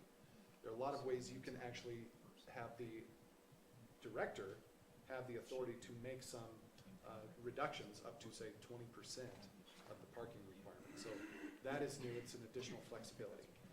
The final point I'll make on the parking is this exemptions section. So when do I have to comply with the minimum parking standards? Not if you're in the Glenwood Springs GID, which is a current standard you have today. We've also added what we're calling a parking area exemption map. Matt mentioned that was one thing that would still have to be mapped. Not requiring you to be in the GID, but recognizing that there are other areas, perhaps in the downtown core, perhaps outside of that, that it just doesn't make sense to require parking because of site constraints. So creating a map specifically for that. And then non-residential uses in any zone district on properties less than 5,000 square feet in lot area. That's going to be a tricky project as is, so trying to loosen up the market on those types of properties. A lot of changes here. We moved the parking landscaping standards into the parking section of the code. So if you're reading landscaping and saying, what about my parking lot? It's in here. Okay? Can I ask you about the GID? Sure. We've had this GID since the early 80s. It's set up to where it's a parking exemption, but it generates no revenue. So, for example, if the city wants to add, there was a call for parking, we built a parking garage last year just out of our, regular coffers. Is it normal for you to have parking exemption? And and just give it away for free? I mean, do most cities do that? We give it away for free. We give it away for nothing. Increasingly, we see communities just not apply minimum parking requirements downtown. Just not apply the law. That is by far the trend. And, okay. So there's no. We're not gonna say There's no, there's no GID, it's just, we don't require parking. You've got a more Okay. complex mechanism to allow that, but in my community, it's just incentive. And are we doing that? Because we don't really generate. Like in our downtown area, just saying, you know, I mean, most of the Well, people downtown don't have. that's why we've suggested the map, Okay, is so you can make those choices. Right now, you have the GID, which does have a boundary. yeah, Right. And we're saying that boundary could probably be bigger. expanded yeah. to include other areas that are It's the important. DDA Yeah. boundary. That's the GID right now, yeah. No, the GID is not the D, but when we're Just- defining the downtown core, Okay. consistency with what we've done statutorily with the DDA, sort of by definition, the DDA is the downtown core. And so I think making those two boundaries the same, A, is simple from a mapping standpoint because we already know what it is, and two, is consistent with kind of the goals and objectives of those areas. The DDA does extend further into the parks, though, so it does encompass a little more than what you would consider the downtown. Not It's on the north statutorily, side. trust me, I had a whole lawsuit over this, it's not new area. It's core downtown, we're gonna stick with that it's core downtown. So where do you get a chance to kind of remap that on the south side, because, on the south side of the river? Because I think that's a good move in the old town, because nobody has, the lots aren't big enough to have really garage, most people don't have garages, I've never had one in 24 years. You just park on the street. I mean, that's the only place to park when you have 5,000-foot lots, 2,500-square-foot lots. I mean, so that just makes sense to me that downtown is downtown. If you're living in an urban area, then you might have to walk a half a block. Your space might not be right at your front door. That's why most communities have that exactly.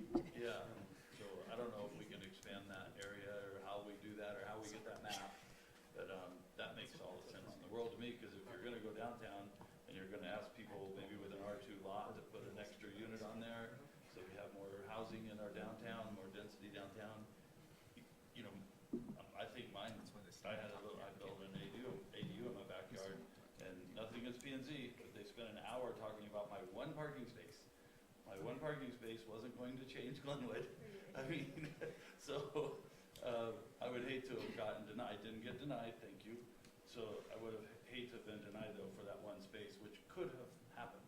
I mean, that was within their, you know, within their, whatever you call it, to deny me over the fact that I wouldn't have had a parking space in my backyard and the ability to put an ADU there also. So I would just say because we keep talking about infill and ADUs and how do we get people to do maybe an apartment in their unit and make them all legal, but then you gotta go and ruin your whole backyard and put cars on it now. But So, you're not it seems like you're not given in and the- taken away. What's that? And that's not in the DDA. No, I'm in the R2, so I'm outside of that district. That's I want to clarify on this particular issue, because the second module that y'all saw on the districts and uses, there are separate standards for ADUs in particular. And with this module in the parking table, we are requiring one parking space per unit. Right. So for an ADU. And that is fairly typical, quite honestly, for most communities who are adding density in that way. That might be different when you're talking about alley loaded versus non-alley loaded. Right.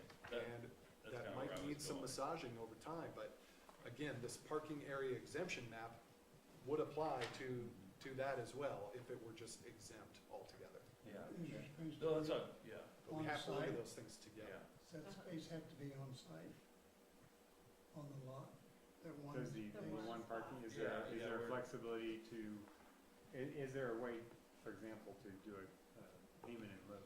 In other words, if the lot is literally so Yeah. Yes, small. and that's actually what I was just gonna say, and we were having that sidebar, is that in that area, whatever you define it as, I think there's a real advantage in trying, one of the things we've been trying to do is consolidate, more pedestrian friendly, consolidate the cars into centralized locations.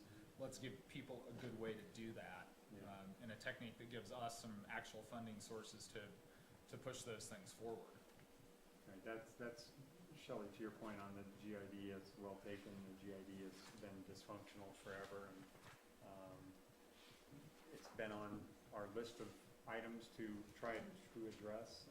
Basically, you know, working out whether it's paid parking downtown that pays for, we put parking meters in so that we actually can take that revenue and build parking, or As far as do some. development goes, the GID's been the best thing that's ever happened to the core commercial in Glenwood Springs ever. Right. Because now you can actually build lot line to lot line, you can actually get something done and not have to have parking on there. So whether or not we got any actual spaces out of the deal, we got a lot of square feet out of the deal.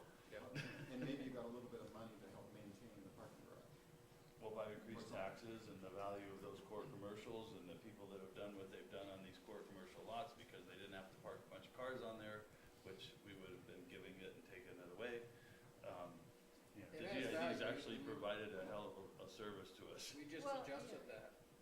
What's that? We just adjusted that GID line to we include these other properties. right along School Street here. Yeah, Yeah.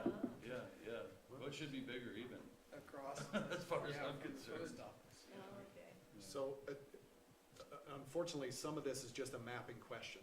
Yeah. There needs to be further discussion on to Where? what extent we grow this parking exemption. Right. So we're not saying Okay. that we wouldn't require a parking space for ADUs. Currently, it's in the code, and we would be continuing to require it. We're But it saying would- not everywhere. Oh, If not you're within an everywhere. exempt, Not if you're in an everywhere. exempt area, then you would not require a parking space for any of these uses. And that's what we currently do. Do we require, I don't think we require a parking space for an ADU within the GID, do we? Because we don't require any parking. No parking requirements The in in GID. GID is very small right now, and I understand, it sounds like these exempt areas could be other places. Yeah, but right now in the code, even the way you guys have it written, it is still just the GID that's exempt. That map didn't go any wider than that. I don't think it did. No, There's not a- yeah, there's we not a added a map. placeholder for parking area exemption map. Okay, so that's In something addition that, to the GID. That'll be We just another need to work on 4-hour the work map. session. yeah. Yeah, you'll get the phone call saying, I'll help add me Gretchen to the map that map. tomorrow. Yeah. Add me to the map. I got it. Yeah, no, What's the city limits of Glenwood? All right. I know we've gone over our hour. We do Yeah, still go have ahead. several Yeah. topics to go. Is that okay to continue? Okay, we've talked about this. So how do people, cars, bikes, and rollerblades move around a site? That's an important issue too. Not just getting into a site from the public right-of-way, but how traffic and pedestrians move through a site and from site to another site. So we've dedicated a new section, which is the first way to bring prominence to the importance of access and circulation. Of course, here you just see some images. This is a street. As Clark mentioned earlier today, the difference between a road and a street, I've never heard strode before. That was a new term, but streets are for more than just cars, and we think that's true in Glenwood. Also alleys, and their importance not just for moving utilities and burying things and putting your trash, but also how they connect places to That's a people. nice alley. It's a nice Yeah, looking. We don't have Private alleys open like that. Where's the bears? So, multimodal transportation, all of these things are important. I think the biggest change here is that you have a lot of these standards in your current code, but they're scattered. And therefore, they lose their prominence, they lose their effectiveness. It's hard to understand what the requirements are. We reorganize them into this section. And you do have some sidewalk requirements. We carried a lot of those forward. We added some new ones. There are exceptions to those. If you're in a steep slope area, we understand. You're not going to be able to get sidewalks on both sides of the street, or maybe even one side of the street. So we have thought about that, and we had another exception too, and I'm blanking on it, but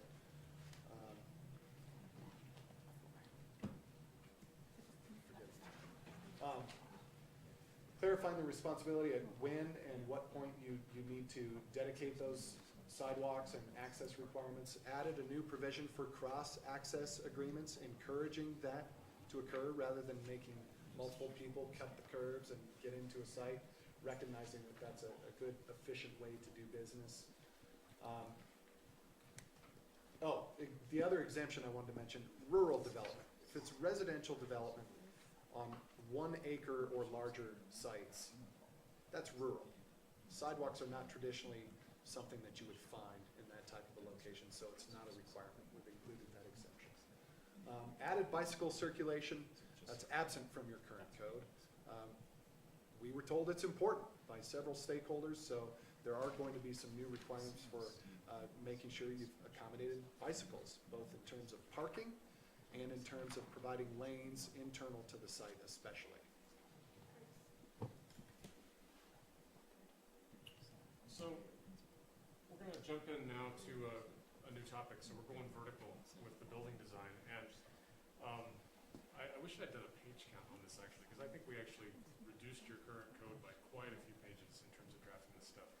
Maintaining the same general intent, but it's a much cleaner organization and it's a much more direct and easy to understand way of getting the same result.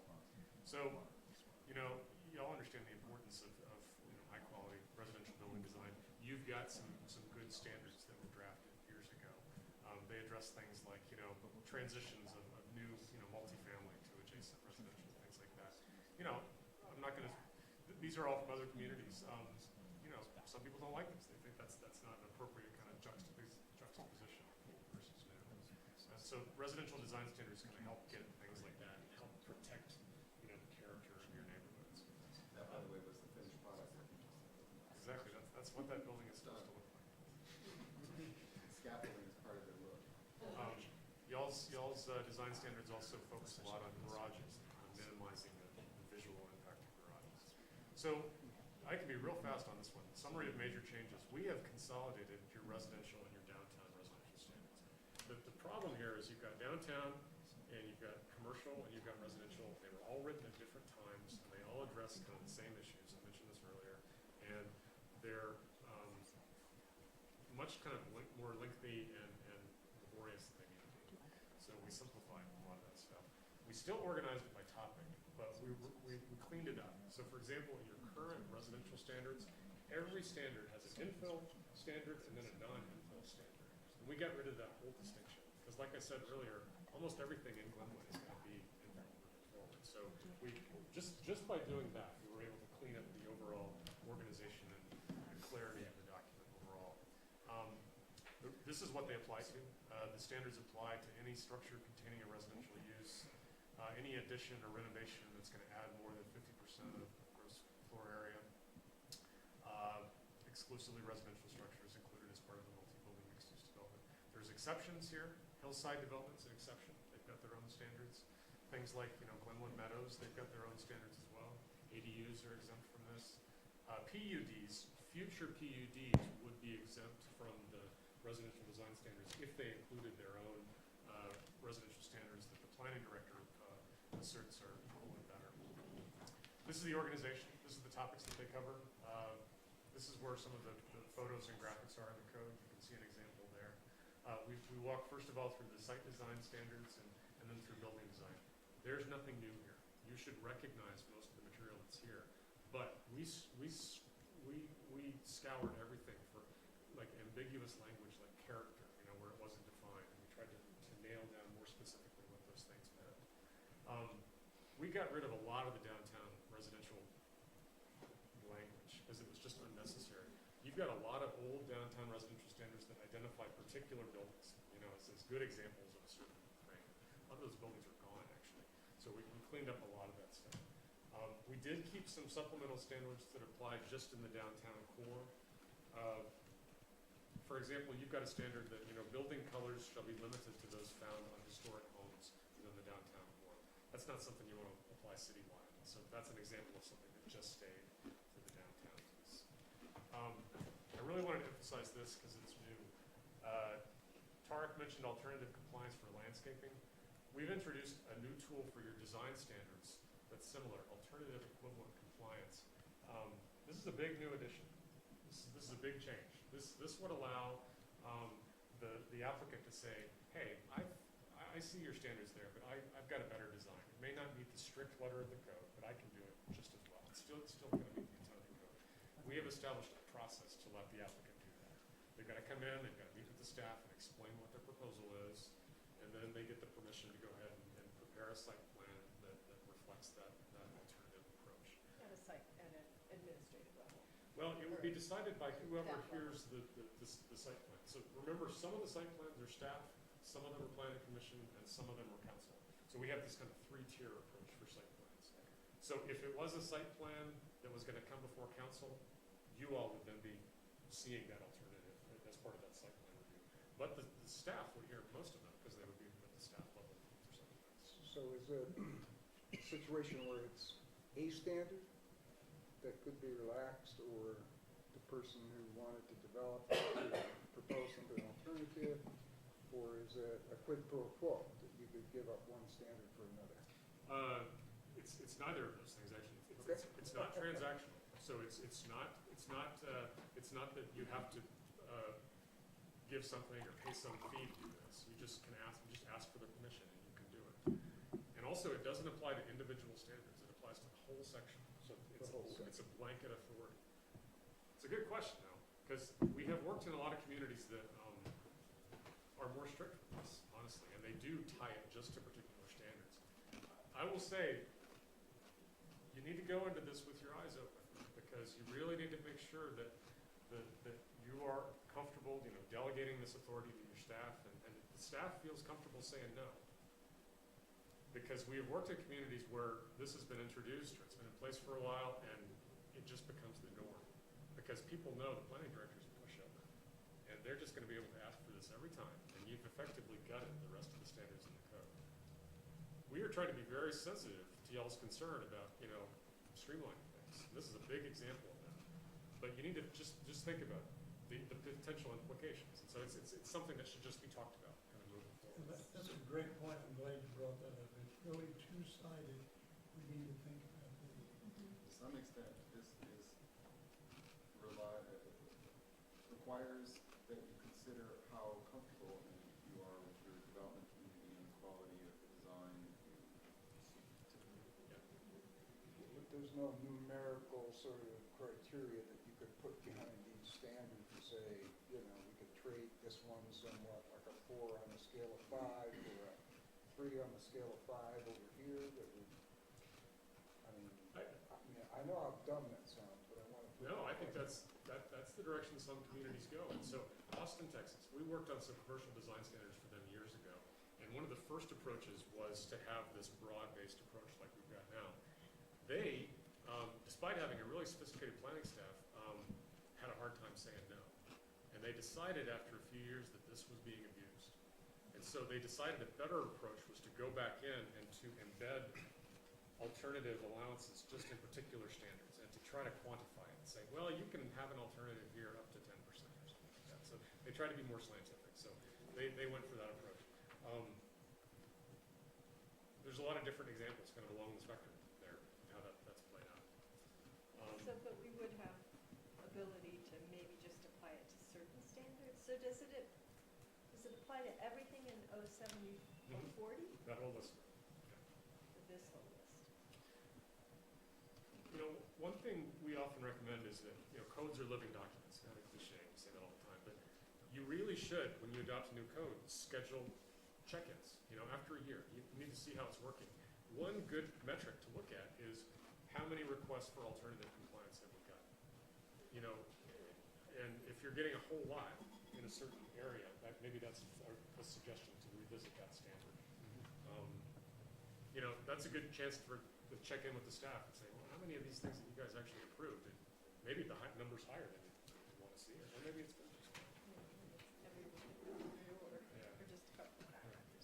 Whenever you adopt a new code, you need to be thinking about how many variance requests we're getting, how many just requests for adjustment.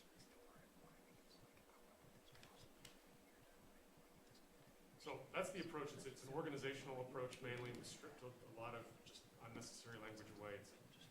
I would think as an applicant coming into Glenwood Springs, this is a far easier system to understand and comply with than what you have now. Really, the same concept applies to non-residential.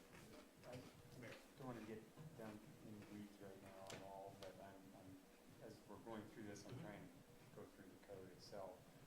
And I'm seeing in the downtown design standards, architectural details, it says multifamily dwellings in the downtown core shall have the appearance of being single-family dwellings with similar structural proportions, window spacing, I guess, first question is, where would that particular code apply? Is that the area we sought to define? I mean, if, you know, that code was applying to, say, something up on Bennett or Palmer, I could see it making sense. If that would apply, say, right here in the confluence area, I'm not really seeing it make sense, you know, from the standpoint of if we're building a significant number of units in a apartment complex. In the confluence area here, I don't think we're all looking like a single-family house. You know, if we're kind of, say hypothetically, a 120-unit apartment building. With one door? Yeah, you know, that's a really big-looking single-family house, you know, it's like, I'm not sure how that fits at all, like this, in that regard. 6-unit townhome building should look Right. like. I'm sorry? Even a 6-unit townhome building should look like single-family home. Yeah, so, Well, part of it's gonna depend on how you define that downtown core. So it's that mapping exercise, you know, is the confluence part of that or not, you know? So that's part of it. This is an existing standard that you have. You might wanna tailor it, you know, so it's mainly just, the intent is just, I think the original intent was probably just stuff that was really close to the real historic core. And they call them mansion apartments sometimes, and you really just don't wanna have this aggressive, jarring, you know, new thing like that, you know, come in adjacent to your downtown. And so that's the intent of, maybe we should try to make that just look like a big house. yeah, I think that could be addressed in the transition Yeah. discussion rather than perhaps in architectural details, you know. That situation, that looks like the building on 8th and Lake, Yep. right next to Jody's little house. Exactly. I mean, We have that right now. We have that This was built- exact same thing right here in the It's been downtown. there for, I don't know, This is 50 years, 70s. 40 It years. almost burnt down a I couple think they years. built them in the 70s. It was on Yeah. fire. And then we got The big one. and we have the manor. And Yeah, the manners. other man. The manors, they're about as, Yeah, that is the definition of Soviet style. yeah. Lot. I know. So, I mean, having lived in Berlin, I can tell you that is a far cry from the Soviet style. yeah. But at the same time, it's needed housing. Oh, it is. Been there a long You know, time, and I just think that particular, you know, standard, I mean, I like the idea of having 612 roofs, and, you know, like you have that later on, you know, sloping roofs such as shed, gabled, and hip roofs with minimum roof pitch of 612 are appropriate roof forms. I like that almost regardless of how big the structure is. I just don't think, you know, the idea of, yeah, even a 6-unit townhome, probably not gonna make it look like a single-family home, Good. so. That's a good point. I appreciate the close read.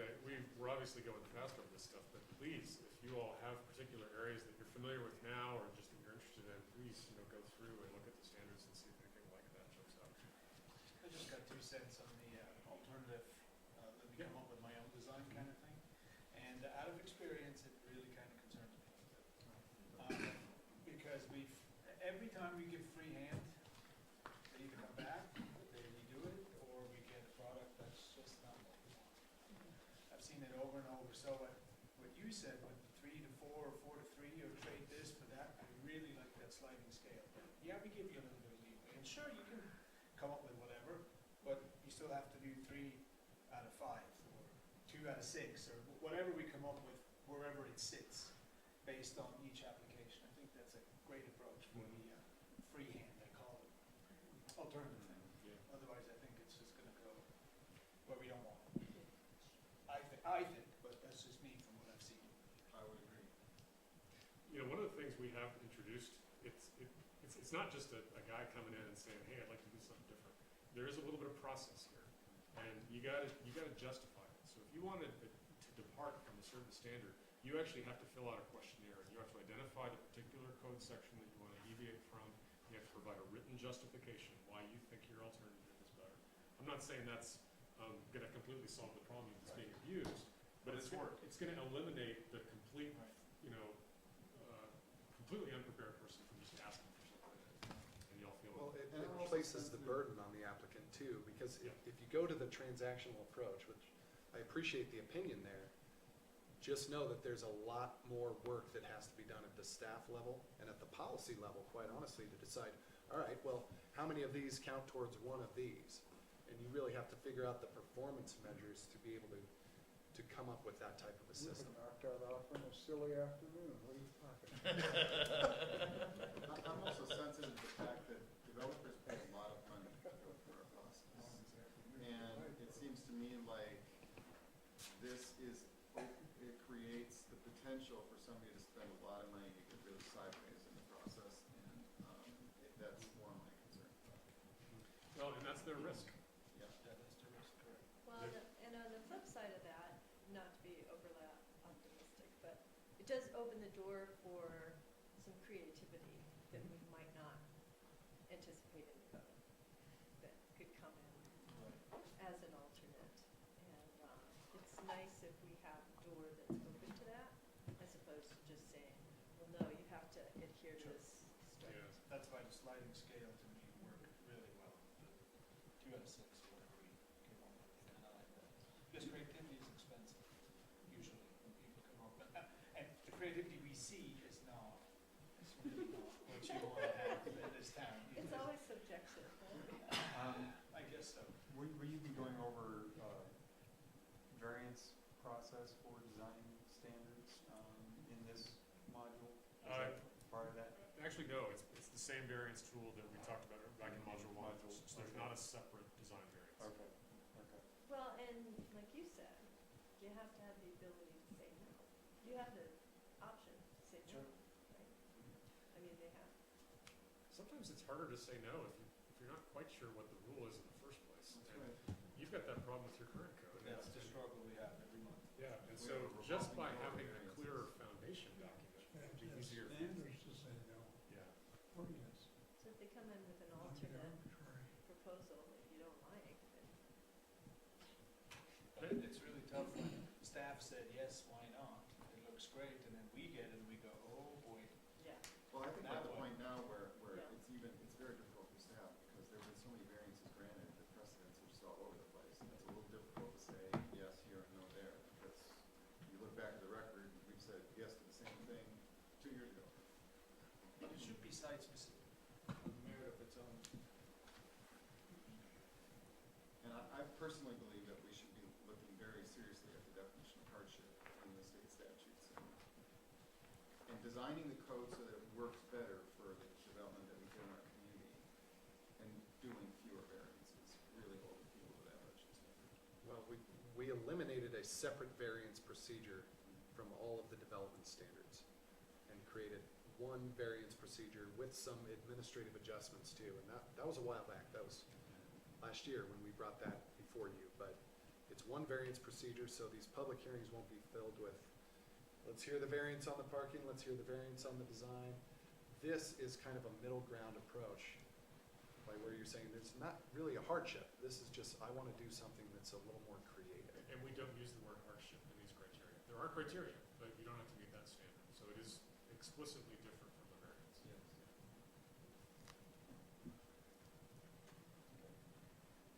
I don't need to belabor non-residential and mixed use. It's the same themes. It's the same type of work that was done in terms of weaving in the downtown stuff with the general standards. Y'all know how important it is to, the character of the community. Just got some examples of some good and some bad and some middle from other communities. But you have thoughtful standards that address a lot of these issues. Again, alternative compliance is drafted to apply to these standards, just like the residential piece. Applicability mirrors what we talked about for residential. We were able to carry forward a lot of illustrations from the residential standards because they're pretty good. The ones for non-residential are not very good, and so those actually need to be recreated or develop new ones. And so we'll be doing that as part of the future drafts. So you see on there's just a lot of text there. We don't have a lot of illustrations in this piece. There were a couple of questions that came up that were kind of lingering in the building design piece. We talked about these with the committee today. You've got right now some requirements for elevations to be articulated, every X number of feet, right? It's every 30 feet right now. And there was some question about should we extend that to 50 feet versus 30. It it's a little bit easier to comply with. And there was some comments that the staff heard that maybe we should consider relaxing that. So we definitely heard that some of the committee members liked that today. So curious your thoughts on that. Another question we had was, in pulling together these old downtown standards, you've got a prohibition, just a very clear prohibition on buildings over 3 stories on those 2 streets, Graham and Cooper, between 7th and 9th. And we were curious if that should be carried forward. And the committee this afternoon felt no, that was probably not necessary anymore. But just curious if y'all have any thoughts about either of those 2 things. The height limit is not necessary. I wonder about the 30-foot, 50-foot articulation standard, and I wonder if it stems from our historic downtown facade pattern, and whether or not that's something that we do want to deviate from. And what is the practical difference between 30 and 50 feet, and is it really worth changing that? Well, and I guess I'm just asking this more as a question. Take the Forest Service building, what's the length on that building? Probably 60, 70, 80 feet, and there's no articulation in it, yet it's a very, I think it's a good-looking building, you know? That was gonna be my point as well, is that it depends on the building. If you've got an abundance of windows and doors and other things, 50 feet isn't gonna seem like a lot. But if you've got 1 door and 2 windows, 50 feet is so, Right. you know, so I don't know how to Well, maybe that, I mean, change that, that without. you might maybe just identify the criteria by which it's, you know, and I don't know how you objectively define that, The but ugly factor. yeah. If I think it's ugly, then you gotta know. I mean, you could look at the city market or a Safeway or the post office or any of those buildings that are just pretty plain city block buildings that have no articulation at all, and make the case that some is a good idea. You know, maybe, you know, the difference is, you know, thinking again to the Forest Service building, it's got some architectural detail that Right. makes it interesting, even though it's just a plainer surface, whereas the post office, Quest building. yeah, that complies, because it's less than Oh, that's 30 feet, lovely, you yes. know, so it's not, it's probably not more than 30 feet long, so, Yeah, with a metal door. yeah. The purpose of design standards is often, you know, you're not really talking to the great architects out there. You're trying to prevent the lowest common denominators. Right. And so it's, you know, honestly, and so it's typically pretty good to keep the standard conservative. I would recommend keeping it at 30. And this is a great example of where somebody should come in and use the alternative compliance and say, okay, I've got a better design. This is why I shouldn't have to do it until I'm at 50. I would agree. So they can use that in Well, commercial Can't, too. can't we just add some requirement that says, okay, architectural changes it in the, whatever, deviations at 50 feet, but that they also have to, I mean, even a 50-foot long, just solid building with no doors, no windows is gonna look ugly as hell. I mean, you know, or I mean, even 30 feet, I guess is my point, so. It's every 30 feet, they've got to do several things. So they've got to do some either projections or some glazed windows and doors or some changes in texture or some changes in masonry. So there's several things they have to do every 30 feet. Okay, so if I have windows and doors, I could go as long as I want? I mean, does that meet the requirement? You would have to interrupt the plane, the vertical plane and also the horizontal plane every 30 feet through some. So I have to, features my like that. windows and doors have to be doing this on the plane of the building? Or just the wall itself. Or the texture. Or the texture of the wall, or just, yeah. I have to say that we've seen a few of these projects in the last year since about and a half, since I've been on the planning commission, and I think that what we have worked pretty well. Well, but I guess I look back to, you know, some of our old buildings. Hotel Colorado, I call it still First National Bank building up here, I don't know what's in it now, Vector Bank, I guess, Forest Service building. Not one of those buildings would meet this code. You could not build those buildings today. And yet there are probably 3 of them. Out of stone anymore either. What's that? We're not doing buildings out of stone anymore. Look at the bank building, it was just built. Yeah. Which I think is a really attractive building. Right. And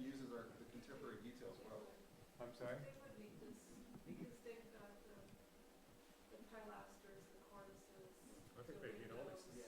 Well, so, but there's no, It doesn't I don't have think it's to that. have to, yeah. okay, okay, so I'm not understanding the way the code is to be applied. This is what we're trying to get away from, is this. Right, I agree, I agree.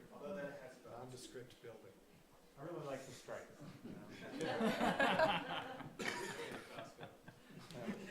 Arguably, you could say that's articulated every 6 inches with the pattern in that. There you go.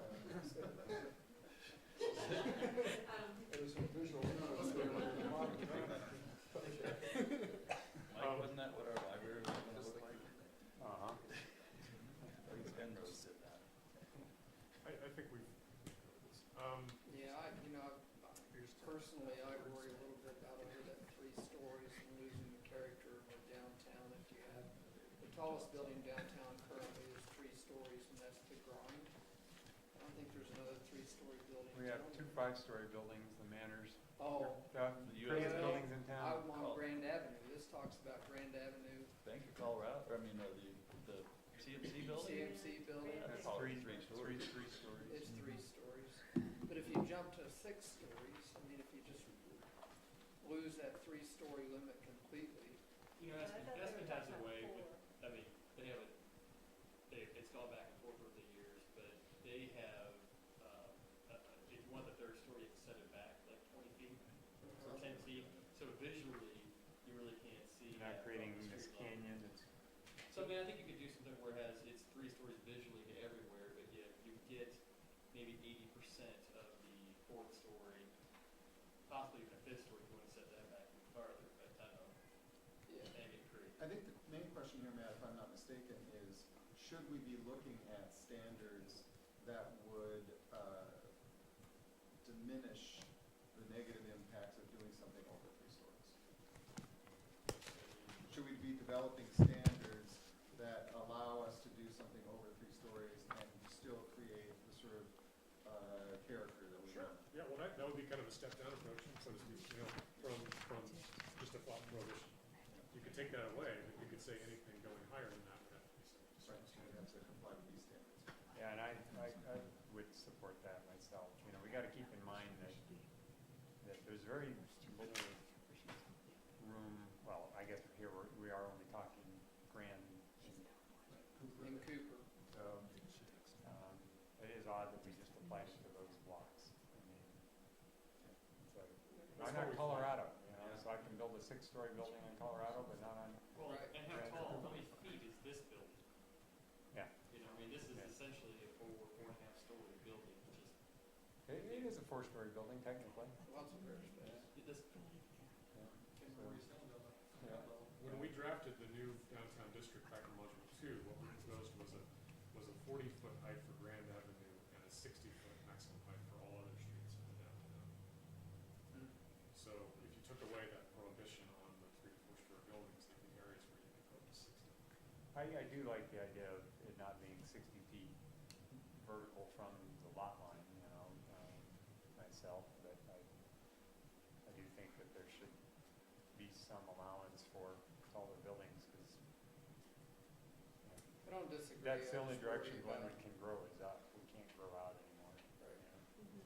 Right. I worry about how it would look, a 6-story building between 2 2-story buildings. Yeah. It would be a little, unless you were really creative about how you designed that. Painted the same color as the sky. Yeah. Didn't Aspen just repeal that 4th-story allowance even with the setback? I think they did. I don't know. They've gone back and forth. Yeah, again, it's, you know, this is what I'm talking about is, a new council gets elected and you got a couple more pro-developer or anti-developer people on it, and then, you know, The SALT is looking at the same thing.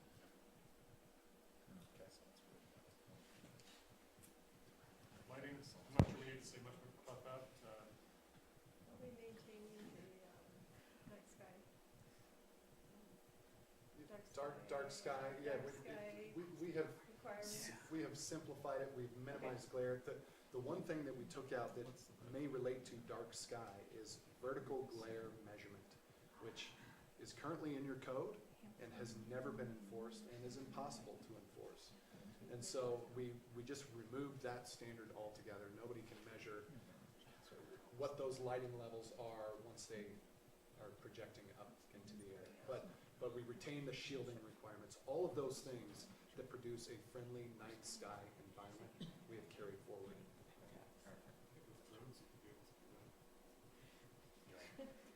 That's another work session. Drone of the light meter.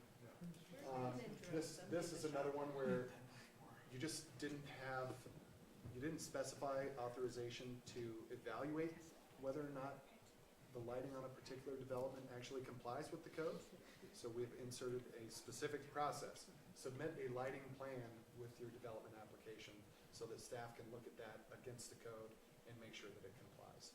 A simple feature, but it's just currently missing, so I think that'll be good for y'all. Do we have any, is there any type of lighting requirement technically, like energy standards? Does it have to be LED? We've actually added LED as an option, not mandating that you use LED, but most modern codes would include that as a potential option. You're seeing a lot of businesses and residences using that type of lighting. People don't want to pay for expensive other types of lighting. Yeah, exactly. So as long as the lighting levels are met, we've added that as an additional optional type of light. Okay? And finally, nobody cares about signs, right? I do. Yeah, a lot of people do. So this was one of the biggest changes to the code, just in the fact that it's very difficult to understand what the requirements are today.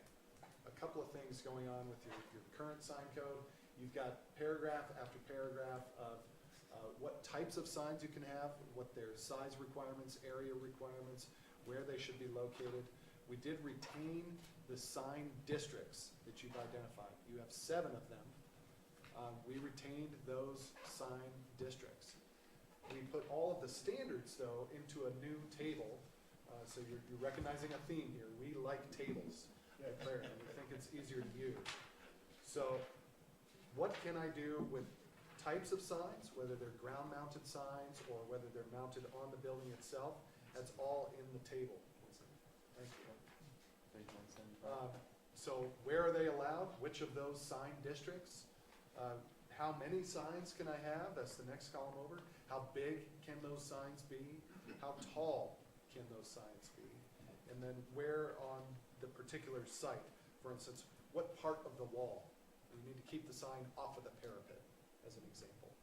We did a lot of consolidation here, and we differentiated between single-tenant and multi-tenant signs. That's a common approach to make sure that you're not, make sure everybody has an opportunity to present without overburdening the site with signage. Another wholesale change was just removing content-based regulation. A Supreme Court case a couple of years ago, Reed versus Gilbert, said you can't do that.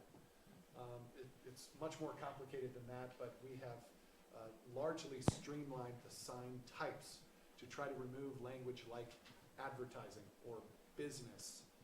We're really talking about the type of sign. Is it a yard sign? Is it a monument sign? Is it a temporary sign? Is it an off-premise sign? So that was a big change, and we think a good one. Talking about prohibiting signs, again, just reading some of the code. Signs are prohibited from, what's that? Current code? Yeah, well, I think it's your new table. Okay. Signs are prohibited on top of buildings or on top of walls. Is there an exclusion for existing historical signs such as like the Riviera sign? That would be a sign that I think is, kind of without it, it kind of would be a big hole in downtown Glenwood Springs, in my view. And It's a classic.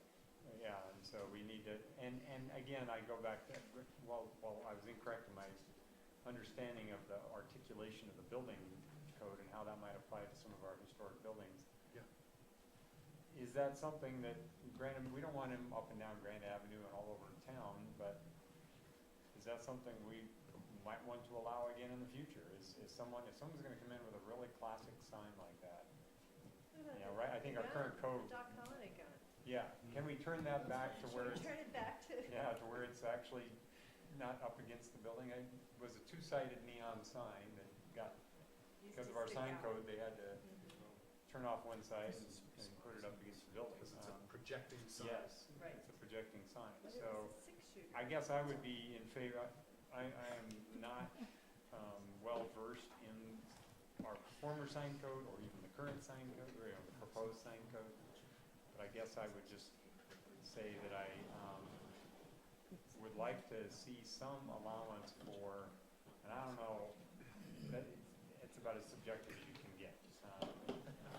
But, you know, I don't know how we allow for some of those things, but that's where you get some real character as opposed to just everyday run-of-the-mill, you know, boring signs. We agree, and you mentioned several different things. Yes, we do allow those historic signs to occur. The reason we retained those separate sign districts is because of that very reason. A roof sign is going to be appropriate downtown or in certain districts. A roof sign is not going to be I can't put one appropriate. on my house. Correct. But we do call out projecting signs. Those are permitted in several sign districts, projecting signs, and you can, but you can't have two wall signs and two projecting signs. I'm looking at the table beginning on page 174. Roof signs allowed in your downtown south sign district. Suspended signs, freestanding monument signs. This is our first cut. We're saying that things are different. Portable signs, for instance, you don't want to allow those in all of your shopping centers around the city of Glenwood, but they're appropriate downtown. They're appropriate if you're down on 7th Street or next to the bridge now on Grand, to say, yeah, portable signs are a part of our business, they're a pedestrian amenity. But we've included some regulations, not too many, try to share them when possible. That includes sandwich board. Yes. And I assume when Docs comes to us and wants to turn that sign and restore it to its original historic state, that maybe the code won't allow it, but they can apply for variance to, that would allow that to happen. So there's conversation in doing that. You have language in your code also that allows you to designate signs as historic under your preservation ordinance. I'm not sure how many of those are actually proposed, but that sounds like a candidate for that.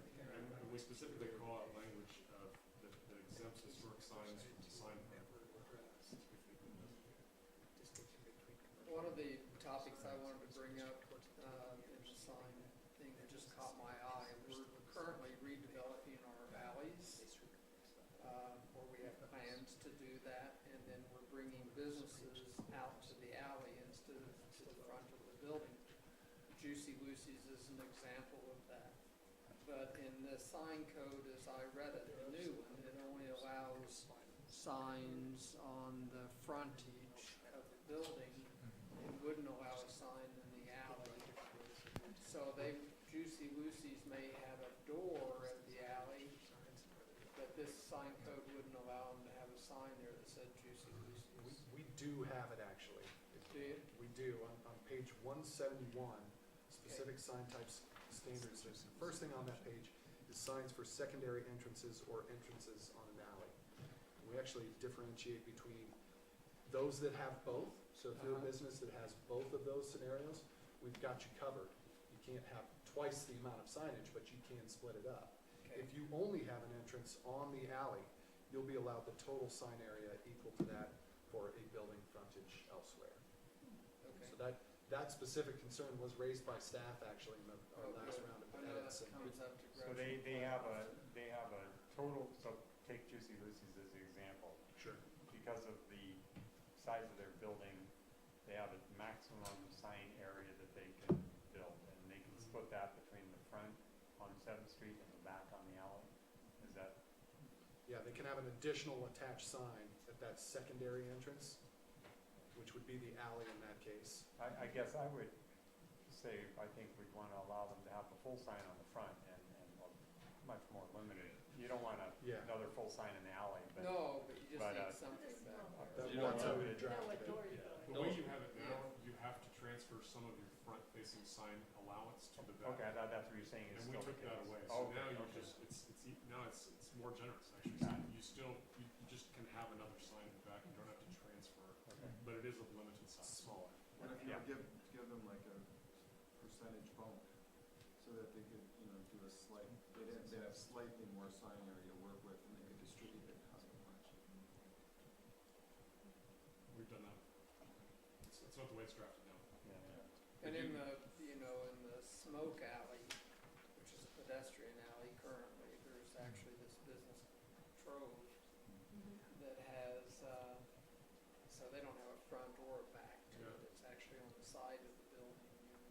These are very cool. You know, cities are starting to kind of reclaim these neglected spaces. It's really great that you guys are working on this. Yeah, I think it's gonna be one of our greatest resources, actually, given the fact that we have such a significant impact on our street frontage from the traffic. I agree. Right. Move around. People are gonna love those spaces. Any other sign questions or comments? There's a lot of stuff there right now.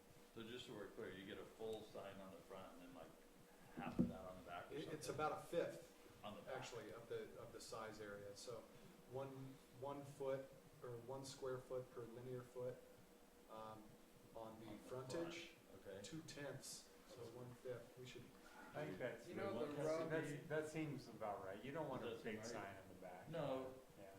unless it's that their is- only frontage, like, you know, you're gonna start seeing people well, that. if it's their only frontage, That's they get the same that you would Okay. get on a regular building. Okay. It's only limited if that's a secondary entrance. Okay. So I would imagine the projecting sign is the one that you put perpendicular to your building and it sticks out? Yes. And that's allowed in the alley? Because for some people, that's the only way you see it, because you can't that far enough back to actually see a flat sign on a wall. We gotta make So sure should we that, allow that projecting sign in the alley so people can see it from the street? I think there Yeah. probably needs to be physical limitations on the projection, because, you know, we gotta have trash trucks going down. Sure, the but, electric you know, trucks. there's Yeah. probably a certain. on the pedestrian alley though, like Trove, and I think they do have a projecting sign. Well, we, They have an arm that sticks out. There's no trash truck, it's a pedestrian alley. Right. But that's an example of that. They can't, Yeah. there's no way you could see a Right. sign flat on the wall. It needs to project to Mhm. be able to see it left as it you're at- walking down the alley. also livens the alley. I mean, Yeah. gives Yeah. life, you know? Not to get too in the weeds about this, but the scale of our alleys is pretty narrow. 15 And it feet. seems like if you were allowed the full sign space in the alley, that might be too much. Might be.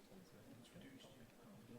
It's reduced if it's a secondary entrance, but if that's the only way that somebody can get back there, it'll be the same as the front. That might be too much sign in the small alley. We'll talk more about that with staff and get a sense of your size, alleys. I'm not sure we talked much about that at all. And get a sense of, maybe just show you some mock-ups or something. Like projection might be limited by vehicle access. Right. And keep in mind that people are seeing this on foot most of the time. I mean, they're not gonna be driving through the alley and get exposed to, you know, the business via their sign. So I think we need to be sensitive to the sort of intimacy that those spaces. And then to take the other side to that though, and let's just use my building as an example, and not that I plan on having a different business name on the alley side. But yeah, it's a 15-foot wide alley, but there's a parking lot there. Right. So actually, it's 115 feet to the street of Clearview. So if somebody did have a separate business there, they might think they should have the same size sign that you would have on the front of the building. Yeah, it all I depends think on like with the the multi-business situation. sign code, where you have multi-tenant. But think about the alley that's going yeah, we have from, differentiated for uh, single versus multi-tenant. from Cooper to the bridge. Between The Eighth and. Juicy Lucy's alley? Yeah. Yeah. That'd be too much. Yeah, But it your would be. situation is right. Yeah. So there's exceptions. Yeah, so I think we're gonna have to try to address, you know, recognize that there are different applications for different outlets, you know, Right. and so, I don't know. And hopefully you can make a sign permit application. And, you know, it would either fit or it wouldn't. You hate for all these things to come to P and Z because there's so many exceptions that maybe, I don't know. right, is there a general feeling that, I think we've gone even over our original 90 minutes at this point. So, is there a feeling we need to do this again to go into more detail on this, or are we ready to make comments on this? Did we get through it all? The only thing we didn't cover was historic preservation, and we weren't gonna say much about that. Staff has done a line edit on your preservation ordinance to strengthen some of the criteria to be more consistent with national and state standards. We've restructured the format of that to match the other procedures in the common procedures draft, but there's not a lot more to say about preservation, so I think we're okay there. The only other slides that we had were just repeating the slides about process, just to remind you about the next steps. So this is sorry. Oh. Like there's food in the back and Mark is, what's the word? There's always Hangry? food in the back. Angry? Hungry? No, that's not hangry, right? Oh, hangry, right, Yeah. yes. So what about, and this might have been in one of the modules that was covered before you got on council, and I have questions about some AU standards, things like that. Was that in? That's in module 2, which is the Okay. districts and uses. All right, so I still need to go through that. Yep. And we can give you a cross-reference for where that is, what those standards are. But I mentioned this schedule, it's designed to get this draft to you all for first reading by December 21st, which has a lot of iterative steps. And the first thing we need to do to make that happen is comments by September. So that's my question for everybody is, do you feel informed enough to be able to go through this and make comments, or do we need to bring these gentlemen back? I understand it might delay that schedule that you're shooting for, but, I understand that we're gonna look at it this. Tuesday. Yeah, just Tuesday. All right, so that'll be the second So opportunity. we're gonna do our thing, I would think, And I think we talked about this morning about noticing that for council, because there's not actually a land use hearing on that planning commission meeting, so we can actually attend that planning commission hearing, and so we just basically reconvene this. Are you guys gonna be there Tuesday night at planning commission? No, so it'll just be staff and us, that is. us, okay? Just fine. Don't we have a continued application? No, we did. You know, could, Oh, so it's, got it. could we extend that comments deadline to Friday? Can you break it? Next Friday. Yeah. Gretchen's cracking his lips. Actually, it's me. It's just in order for us to get to that timeline to allow for time for drafting and to respond to the staff comments and get everything into a consolidated form. The direction that we had was to deliver something by the end of the year, and so that is what this does. It's an interesting 3 days. Right now, it's Thursday. Well, Tuesday is the date you meet, is that correct? Exactly, Friday. So the planning commission won't even discuss it until Tuesday. I understand we are trying to hold a tight schedule. Not sure half a month kills us. Probably does not. We were given very clear direction by a mayor who will remain nameless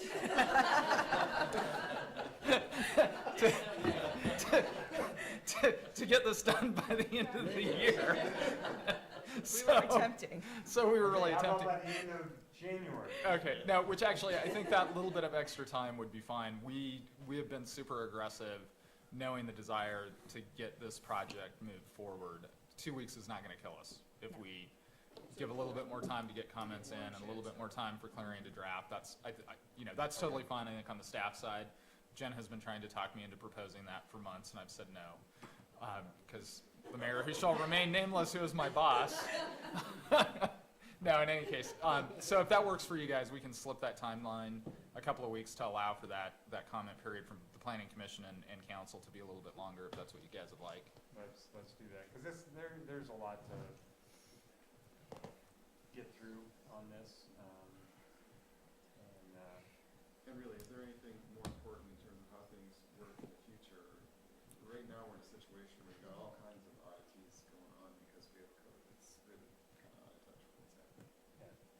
mean, and that's why there was the urgency to get going on this, but we also want to get it right, you know, so, yeah, so let's, whoever on council wants to participate in the planning commission meeting on Tuesday night, do that, otherwise, comments will be due, actually, if we're slipping 2 weeks, we could make our comments due sometime, not even next Friday, but sometime next week, right? Get October us, 2nd is Monday, I think. the what is? October 2nd is Monday, is that right? Yes. Yeah. Okay, Let's do that, yeah. That's less than a week ago. no, October 2nd, so over a week. The week from Monday. Oh, It's oh, the next, yeah, it's taking it through the weekend. yeah, yeah, I don't know if that would be sufficient for. that sounds good to me. Yeah, It's a week from Monday, this coming Monday. yeah, week from Monday. I thought you were saying 2 weeks from the 26th. Well, no, we were just talking about it slipping 2 weeks, and so.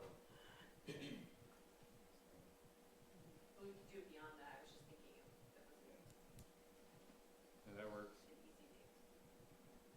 Okay? It's October 2nd? Yeah, so comments due October 2nd, and there'll be a test. And, You heard have- cramming? Have I heard what? Cramming? Yeah. Get it? That's how I got through college. For those on council, you got an email about responding about food for ordering from Grind, so if you want food on Tuesday and you're coming, please respond to that email. And planning commissioners who haven't responded, please also respond. All right, They request for local food. pretty good burgers there. If you want, Can we have a beer too? I don't think so, I'm sorry. Carl, probably no. Kind of a large group, but tell you what, if I happen to attend, the 8 o'clock rule will apply. Otherwise, John's happy to pick up the tab. Yeah. I'll just hand it off to a different party. Okay, thank you guys. Thank you guys very much. Yeah, thank you guys. all right, council, we gotta finish our. Now, go to finish our meeting. No break, to the table. To the table. This is what happens. Yeah, I minor surgery turned into kind of major surgery. It was scheduled. No. Yeah, no, it's kind of a long term. I scheduled this a while back, and it's supposed to be a 6-week recovery. I went under the anesthesia. I came out to 6 months. So, yeah. The desk looks great. I'm sorry I haven't emailed it back. Do you want to just? Okay. Yeah. Council. What did you think?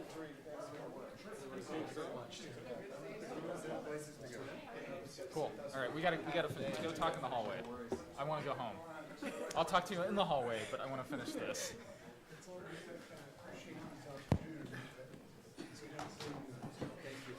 All right, so, we are now up to our report from our city manager. Yes, I need us to pick 2 nights, preferably the first week of October, but if not, the first and second week of October, one each week for our budget hearings. So Catherine, I've heard from, she's good, any of those 10 days.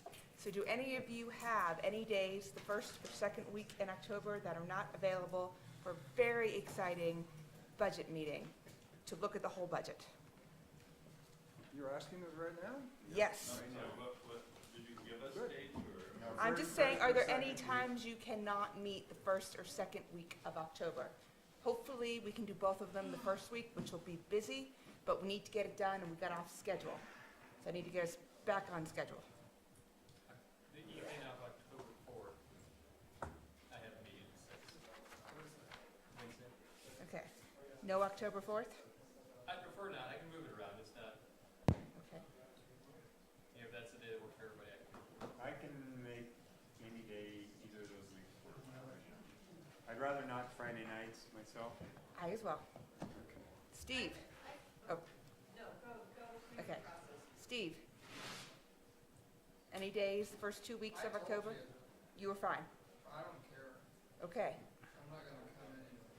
You have to come. Todd? Any days that don't work? I'm just waiting for a quick text. Okay, we'll come back to you. From the scheduler that counts. Yes. Rick? I have October is that first Thursday with council business. Yeah. Okay. We, I'm free what were you saying, Steve? October 11th. Does not work? Well, I've got Okay. chamber board meeting or talk to us. October Um, 11th. That's it, other than that, Okay. Shelley? I can't do the morning of October 2nd. I have a 10 o'clock meeting. Oh, I thought we were talking evening. We're talking evening. We're talking about Evening. Only evenings. Can't do the evening of the 5th. Like, there's a lot of days I can't do anything, so I didn't Yeah. even look at that. So we're talking evening. Evening. Yes. Fourth through the 8th, I'm out. I'm gonna be gone. 4th through the 8th, you're out? I'm gonna be out of town. Okay. Good catch. Other than that, I'm here, I know. I can't do the 13th, I'll be gone. Sounds like the 3rd and Okay. 10th, 2 Tuesdays? 3rd, Does the 3rd and 10th work for? 3rd and 10th work. is the 3rd a Tuesday? Yeah. 2 Tuesdays right in a row. Tuesday and then Tuesday. Can you send out the meeting things? Invites, yes. I- Invites? We will.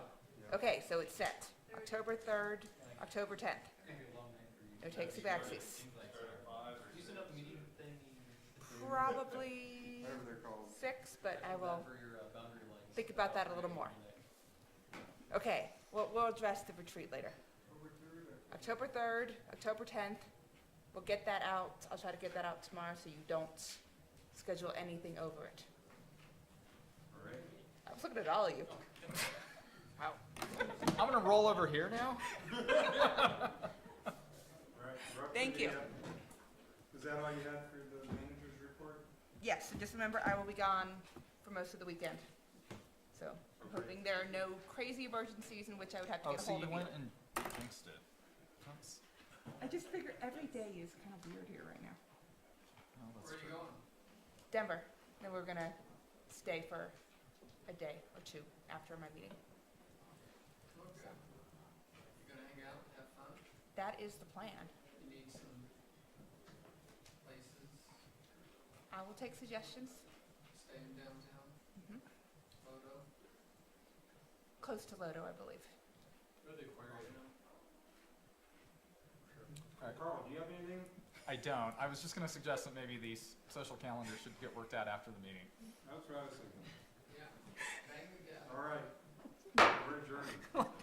You wanted to leave, and now you're like, having this